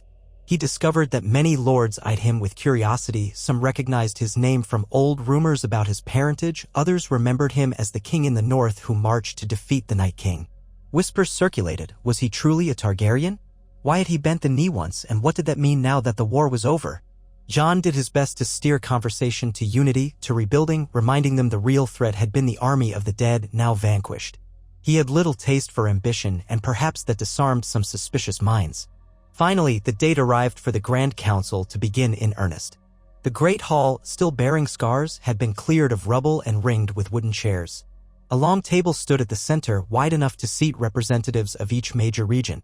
A dais at one end provided a vantage for Daenerys, an improvised throne of sorts, not the old Iron Throne, but a carved high-backed chair draped in Targaryen colors. She had refused to sit in the shadow of the twisted metal seat that had symbolized so many tyrannies. Builders were fashioning something new, a seat of polished wood and engraved steel, though it was not yet finished. When Jon entered that hall on the morning of the council, he felt the hush of anticipation. Lords and ladies, knights and bannermen all gathered in small clusters waiting for the Queen's appearance. Torches lit the corners and daylight fell from windows high above. The swirling of cloaks and hushed voices reminded him of the old parley with Cersei long ago in the Dragon Pit, another attempt at forging unity that had devolved into mistrust. He prayed this time might be different. Daenerys arrived in solemn pomp, Grey Worm and a handful of unsullied information. She took her seat, scanning the assembled. Tormund stood along a wall, arms folded, gazing at the crowd with mild contempt for so many titles. Ghost lay at Jon's feet when Jon positioned himself near Daenerys' dais, though slightly off to the side, not overshadowing her role. Davos and Brienne represented the North in 2 seats near the table's head, opposite the Vale Lords. Yara Greyjoy sat with a bored expression near the Iron Islands banner. The Stormlands group huddled behind their speaker, a gruff minor lord called Trant. From the Westerlands came a cautious pair of Lannister cousins, uncertain and overshadowed by the realm's new queen. The Reach was represented by half a dozen minor lords, each claiming partial dominion, none recognized as the sole overlord yet. Naerys Emberly stood to one side, calling the room to order. She introduced Daenerys Targaryen as the recognized queen of the 7 kingdoms, breaker of chains, and so on. Jon felt a flicker of worry that the grand title might grate on those who claimed independence. But Daenerys gave a calm nod to Naerys, then began to speak in a steady, resonant voice. We gather here not to revisit the wars of the past, but to shape the future. We have endured the rise of the Night King, the Lannister tyranny under Cersei, and the devastation of Dragonfire. Too many have died. Too many suffer still in a realm battered by conflict. I ask each of you to set aside old grudges and consider how we might stand together, each region retaining its traditions, yet united in preventing further bloodshed. She paused, letting her words sink in. I offer an open hand, not a clenched fist. The choice is yours, to join me in rebuilding or to remain apart. But know this, if you choose the path of further war, you will doom your people to more ashes. None here wish for that, I think. A murmur ran through the gathering. Some heads bobbed in agreement. Others seemed restless. One of the Westerland's lords cleared his throat. Your Grace, my people recall how King's Landing burned. They question if your rule is one of peace or one of fear. Convince us otherwise. An uneasy hush fell. Daenerys stiffened, but her voice remained controlled. I did what was necessary to end Cersei's reign. I will not apologize for ending a tyranny that cost thousands of lives. Yet I will not repeat such destruction if honest hearts come forward in good faith. Davos seized the moment. He stood, offering a courteous bow to Daenerys, then turned to the assembled. I've witnessed these wars as much as any man. I fought beside Queen Daenerys and Jon Snow at Winterfell, against the dead themselves. I saw the lengths she went to, traveling north to aid us when the rest of the realm doubted the threat. She lost many of her people in that cause. That is not the act of a ruler who cares nothing for her subjects. Some lords whispered among themselves, recalling that story, how the Dragon Queen had indeed helped save all living souls from the Whites. Another voice rose, a thin, nasally voice from the Stormland side. But even if we accept that your intentions are good, how do we ensure the crown doesn't impose crippling taxes or muster troops in our lands without permission? The last monarchy nearly beggared us all. Daenerys inclined her head. We will hammer out a new charter, ensuring each region's rights. Taxes will be fair enough to maintain roads, feed the poor, rebuild defenses. Soldiers will not quarter in your lands without cause or without paying fair compensation. I expect each region's lord or lady to commit to maintaining local order. Brienne spoke in her calm, even tone. That is the substance of the North's main concern, Your Grace. Self-governance in local matters and agreed-upon division of taxes. Queen Sansa does not seek conflict, but the North cannot simply kneel after the hardships we've endured. Jon noted the flicker in Daenerys' expression, a mixture of wariness and resolve. I understand. We can craft an arrangement that respects the North's ways. But I do ask the North to pledge not to secede from the realm or wage war on its neighbors. We stand stronger together. Brienne nodded once. That is acceptable in principle, though details must be made clear. A rising wave of voices demanded the floor. The Vale Lords wanted to clarify trade routes. The Westerland's lords had concerns about the scattered Lannister fortune. The men of the Reach insisted on clarity regarding who would be recognized as Warden of the South. Yara Greyjoy demanded the Iron Islands be given freedom to choose their own lord and levy.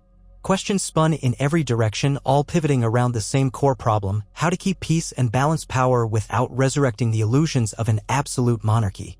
Jon watched Daenerys field each query with a calm he found impressive, though he saw the tension in her jaw. She frequently consulted Naerys, sometimes glanced at Jon as if seeking silent reassurance. In those moments, he gave her the slightest nod, encouraging her measured replies. The hours dragged on. More than once, Tormund yawned loudly from the side, drawing disapproving looks. Yet no one demanded swords or threatened open rebellion. Thus far, so good. By evening, they adjourned for a break. The lords and their retainers spilled out into corridors, servants offering cups of wine and small loaves of bread. Some groups argued quietly, others huddled in corners forming alliances. Jon accompanied Daenerys to a side chamber where Davos, Brienne, Yara, and a few others also gathered. Grey Worm hovered near the door, impassive. Davos spoke first. It's a good start, Your Grace. Many of them see you're not the mad conqueror they feared. But they want specifics. If we don't give them enough detail, the cynics will cry betrayal. Daenerys inhaled, pressing a hand to the table's edge. We'll produce a written charter with input from each region's delegates. The final draft can be ratified here by the signatories. Then none can claim ignorance or trickery. Yara grunted approval. That's wise. My people want to fish their seas and raid other raiders, not tussle with the crown daily. Keep it simple and they'll sign. Brienne folded her arms. Ser Davos can help with the language. He's skilled at bridging differences. Davos bowed his head. I'll do my best. Jon watched them, feeling a flicker of hope. They were forging something tangible, a structure that might let the realm function without constant strife. He noticed Daenerys watching him, a faint light in her gaze. The old tension between them had softened in these last weeks. He offered her a small, weary smile, and she returned it. They resumed the council as night fell, torchlight reflecting off polished armor. The Red Keep's great hall resounded with heated debate, land disputes in the Reach, maritime privileges for the Iron Islands, the Vale's neutrality, the future of the Westerland's seat with the Lannisters diminished. Daenerys repeatedly stressed that no single house would be destroyed or seized provided they recognized her rule and conformed to fair laws. Eventually, near midnight, the day's session ended. The lords were dismissed with instructions to reconvene in 2 days, giving time for drafting the initial clauses of the charter. Jon accompanied Daenerys back to a smaller council room where she practically collapsed into a chair, rubbing her temples. Grey Worm posted guards outside, and only a handful remained within: Tormund, Brienne, Davos, and Naois. Daenerys exhaled hard. Gods, is it always so tedious? I feel as though we faced less trouble battling the army of the dead. Davos gave a wry smile. Paperwork and promises can be as difficult as swords, Your Grace. But it's the only way to avoid more bloodshed. Brienne nodded. Let's hope these lords have enough sense to accept a fair compromise. You were wise to remain calm when they questioned your methods in the war. Daenerys' face clouded momentarily as though remembering the horrors of the siege. Then she collected herself. I will keep calm as long as they refrain from outright provocation. She flicked her gaze to Jon. You see the shape of it now. Are you still willing to help me usher this council to a conclusion? Jon met her eyes. Yes, he said simply. We're on the right path. Tormund grunted. I'd rather fight 1,000 whites than spend days in a hall with bickering lords, but if it keeps the peace, he shrugged. Still, if anyone draws steel, you can count on me to break a few skulls. Brienne looked at him askance, but offered a small, grudging smile. Let's hope it doesn't come to that. Naois Emberly began gathering the scrolls they'd used, then glanced at Daenerys. I'll compile these notes and work with Master Relin to draft the first sections of the charter. We can present it at the next session. She turned to Davos and Brienne. If you'd like to review it before then, we welcome your input. Davos nodded. We'll do that. Thank you. So they dispersed, each to their own set of chambers for the night. Jon felt a bone-deep weariness as he trudged along the corridor. Ghost padded by his side, ever vigilant. Tormund parted ways, muttering about finding something strong to drink, perhaps in the company of a few soldiers he'd befriended. Davos walked off with Brienne, quietly discussing how best to phrase certain lines on behalf of the North. That left Jon alone in the torchlit hall for a moment. Then footsteps approached from behind. He turned to see Daenerys, cloak trailing along the stones, her expression unreadable. Walk with me, she said softly. He obliged, falling into step. They made their way up a narrow stairway leading to a terrace that overlooked the city. The sky glittered with stars, no moon in sight. Far below, King's Landing's lights dotted the darkness. The clang of distant smithies or the raucous hum of taverns drifted up, muffled. On this high terrace, the air felt clearer, colder. Daenerys leaned on the parapet, resting her elbows on the stone. For a few heartbeats, she just breathed, gazing at the sprawl. Jon joined her, inhaling the night air. The silence between them was companionable, if laden with unspoken tension. Finally, she spoke. You told me once that love is the death of duty. Or was it duty that was the death of love?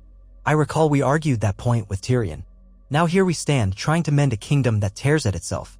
She turned her head slightly, meeting his eyes in the starlight. What do you believe now? Jon stared at her, the memory of those old conversations flooding back. I still think duty can destroy love, or love can overshadow duty if we're not careful. But the best path is balancing both. If we truly love the realm, we do our duty to protect it. If we truly love each other, we fight to do better, not turn to extremes. A soft exhalation escaped her, half a sigh, half a bitter chuckle. I've walked that knife's edge too many times, Jon. I've lost so many I cared for. Ser Jorah, Missandei, and she stopped, looking haunted by unspoken names. It can make a heart cold, or it can make it burn too hot. He reached out, gently covering her hand with high. Yes. It doesn't have to be one or the other. Her lips curved in a sad, tentative smile. No, perhaps we can find a middle ground, a better way. She glanced at his hand, not pulling away. You and I were meant to stand together against the darkness. We did, in a way, but so many rifts came after. Now we have a chance to heal them. He felt her fingers tighten slightly on his. We will, he promised, or we'll die trying. I've seen the alternative, an endless cycle of war. She closed her eyes, as if steeling herself. Then she turned fully toward him, stepping closer. The flicker of torchlight from inside the terrace door caught the silver in her hair, illuminating the faint lines of weariness beneath her eyes. Stay with me, she whispered. Not just for these councils, not just for the realm, but truly stay. Let's see if we can build something lasting, John.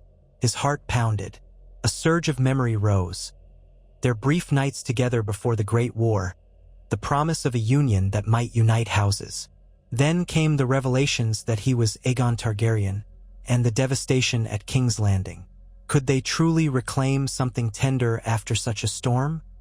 He could almost hear the voices of the dead Ned Stark's quiet urging to protect the realm, Samwell Tarly's unwavering faith, Arya's fierce independence, Tyrion's warnings, even Sansa's caution. Yet Daenerys was here, flesh and blood, fighting for a vision of peace. He exhaled. I can't promise what shape our future takes, he said, voice low, but I'll stand with you for as long as we can walk this path of mercy. I won't be your sycophant, Daenerys. I'll speak against you if I see you tilting toward cruelty. A flicker of steel lit her eyes, but then she nodded. I wouldn't want less than your truth. And if you see me falter, remind me who I wanted to be. He squeezed her hand gently. I will. She leaned in, her brow coming to rest against his for a moment. They stood like that, on the high terrace beneath the stars, sharing breath and the weight of possibility. For once, the city below seemed distant, quiet. His heart ached with a mixture of hope and sorrow for all that had been lost. But he clung to the fact that they were here, alive, given another chance to shape the world's fate. Eventually, Daenerys drew back, clearing her throat. We still have days of negotiation ahead. Let's find some rest while we can. A trace of wryness laced her words, acknowledging the relentless demands of rulership. Jon nodded, stepping away from the parapet. We'll gather again in the morning. More lords will demand more answers. He paused. But we're moving forward. They parted at the stairway. She disappeared into the corridor leading to her private rooms, and Jon descended back to the chambers he shared with Tormund. Ghost was waiting by the door, tail thumping lightly in greeting. Tormund was sprawled in a chair, half asleep, an empty flagon of ale on the floor. Jon gave the wildling's foot a gentle nudge. You made it back, he said softly. MMPH, Tormund grunted, cracking an eyelid. Thought I'd wait to see if you survived your queen's embrace. She's not feeding you to the dragons yet then. Jon half smiled, not quite meeting Tormund's teasing gaze. She's changed. Or maybe I have. Hard to say. Tormund grinned, though his eyes stayed heavy with sleep. Good luck sorting that out. At least she's not trying to kill us. Jon knelt by the hearth, stirring the dying embers. Ghost settled beside him. No, not now. Let's hope it remains that way. Hope, Tormund echoed around a yawn. We had hope in the north, too, enough to bring down the Night King. Maybe that's all we need. Jon considered that. The road to this moment had been paved in blood, heartbreak, and near cataclysmic destruction. Yet they were still here, forging alliances out of old enmities. Maybe it was enough to hope that this fragile effort could hold. Maybe it was enough to keep trying. He let Tormund drift back to sleep, while he curled up in his own cot, Ghost nearby. Night enveloped them. His thoughts spun with images of the council, of Daenerys' determined gaze, of Davos' cautious optimism, of Brienne's steady presence, and of Sansa's vow to protect the north. In the darkness, beyond the shuttered windows, King's Landing exhaled like a wounded beast still clinging to life. But morning would come, and with it another chance to mend the broken realm. The next day, the drafting of the charter began. Jon worked closely with Davos and Neois, bridging the North's demands for near-total autonomy with Daenerys' overarching sovereignty. The Iron Islands hammered out a clause allowing them to maintain their fleets and customs so long as they swore not to raid loyal territories. The Vale insisted on neutrality in southern conflicts unless the entire realm faced external threat. The lords of the Reach quarreled amongst themselves over who might become the paramount house in Highgarden, but Daenerys decided to postpone that question. Better to let them settle it peacefully under her arbitration later than to force a contested seat now. Days spilled into nights, and the city thrummed with anxious energy. Some factions whispered that this was a chance to dethrone Daenerys if the charter weakened her hold. Others insisted it was better to sign a workable peace. Jon glimpsed swirling intrigues, the Lannister cousins meeting quietly with certain Tyrell claimants, a Stormlands envoy conferring with Yara Greyjoy about possible trade routes. But no open violence erupted. If swords were being drawn, it was behind closed doors in hushed corners, not in the Queen's presence. At last, a coherent draft emerged, albeit full of complicated language. Davos recommended they rename it the Pact of Aegon's Hill, signifying a new beginning where the realm's monarchy was recognized but bounded by certain rights of the regional lords. Daenerys looked at Jon when she read the final lines. He could tell the restrictions on raising armies without council approval chafed her old instincts. But she said only, "If this prevents war, so be it." The final day of the summit came. The Great Hall was arranged for a formal signing. Banners of each region hung side by side, though the Targaryen dragon loomed largest. Daenerys took her seat, the delegates arrayed in front of her. Jon stood at her right with Grey Worm, Tormund, and Naerys behind. Davos and Brienne sat with the northern group, Yara with the Ironborn, the Vale men to one side, the Westerlands lords on another, and so on. A hush settled as a steward unrolled the parchment, bearing dozens of lines awaiting signatures and seals. Daenerys rose, addressing them in a clear voice. "We have crafted a pact to keep the peace, to share burdens, and to ensure that no region is oppressed by another. This is new, untested, but so was the unification of Westeros under Aegon Targaryen centuries ago. Then it was done by fire and blood. Today we do it by ink and word." She nodded to Davos, who stood, clearing his throat. The gist, for those not fluent in legal scribbles: each region recognizes Queen Daenerys as head of state. In turn, each region retains the right to local governance, the setting of local taxes, and the management of local defenses, subject to oversight that prevents aggression against neighbors. A central levy supports the capital's reconstruction and defense. The Queen will not quarter troops in a region without the local lord's consent, barring invasion or rebellion. Disputes between regions are handled by a council representing all signatories. We aim to avoid another war of the Five Kings or a southern monarchy controlling everything by force. There were murmurs, some nods, some narrowed eyes. Yara signaled that she accepted, scrawling her name in bold, messy letters with the Greyjoy Kraken seal. The Vale men followed suit, applying the Falcon seal. The Westerlands delegates balked momentarily, but caved when the majority signaled approval. No house wanted to be singled out as an instigator. One by one, each group signed or affixed their seal. Davos and Brienne, on behalf of the North, carefully pressed the direwolf stamp into the wax. A ripple passed through the crowd as that final impression landed. The North truly endorsing a document that recognized Daenerys as queen, while preserving Sansa's autonomy. Daenerys herself took the quill last. Jon watched the tension in her as she penned her name, then set the Targaryen seal.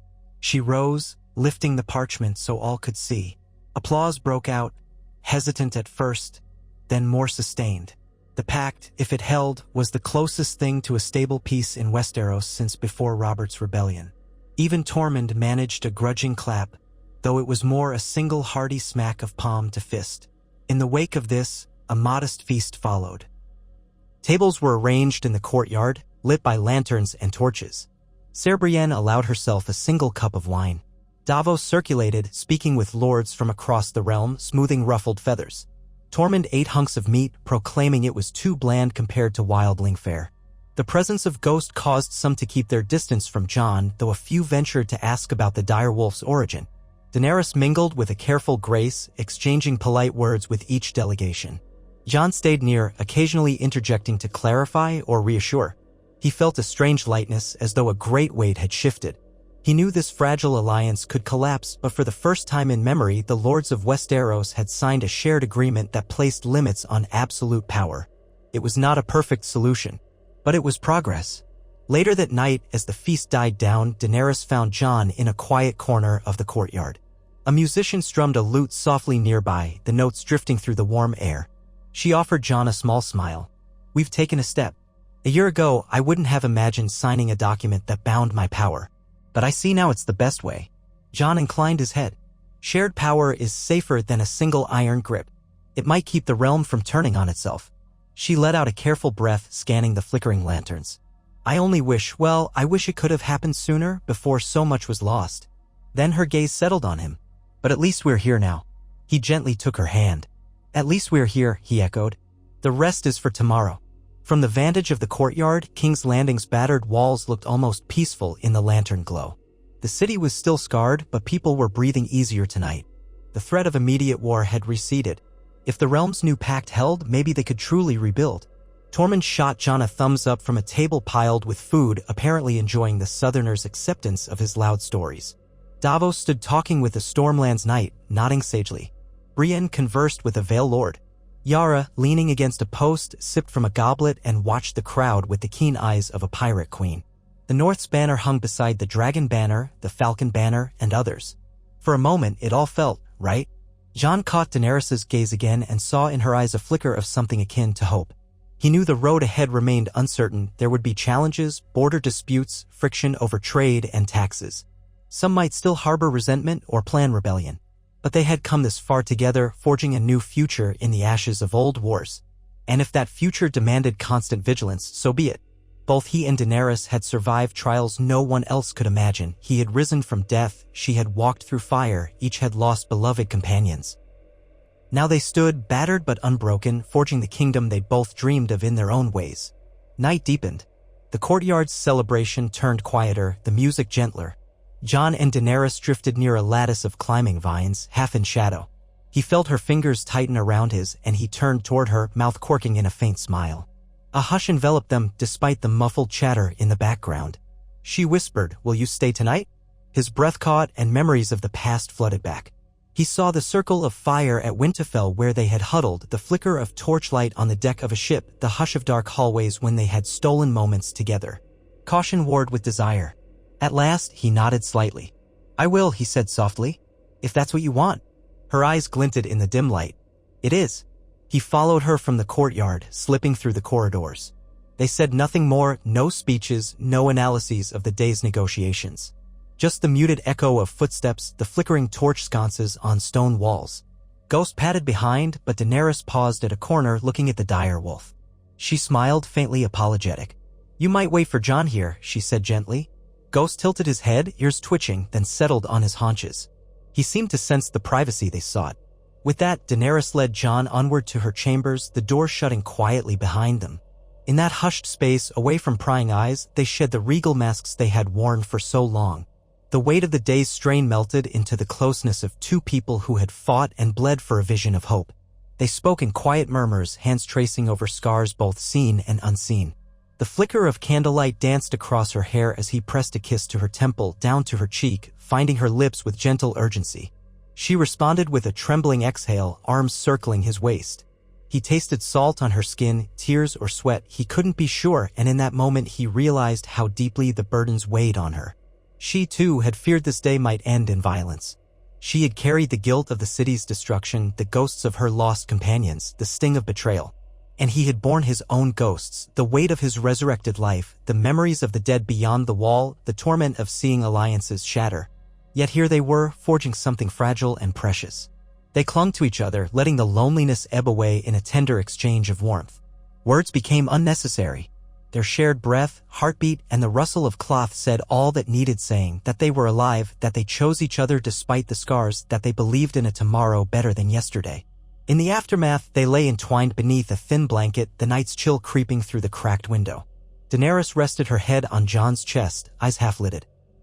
He stroked her hair, gazing at the shadows that flickered on the ceiling. For a moment, it felt as though all the tumult of the realm had receded, leaving only the soft hush of their breathing. He pressed a kiss to her brow, inhaling the faint jasmine scent that clung to her. She murmured something he couldn't quite hear, a drowsy affirmation of comfort and trust. Outside, the faint rumble of the city never ceased, but it seemed distant, subdued. Jon closed his eyes, letting the fatigue claim him at last. If there were new troubles on the horizon, they could wait until dawn. For now, he basked in the quiet victory of a realm not torn by war, however tenuous that peace might be. He was here, with her, forging a path that balanced duty and love.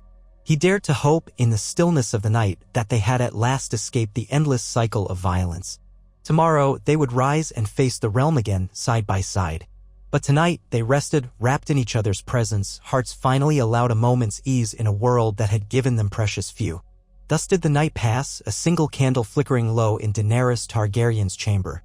And as the embers of the wars still smoldered, the living continued forward, step by cautious step, forging alliances, trusting in uncertain tomorrows and holding fast to the bonds that might save them all.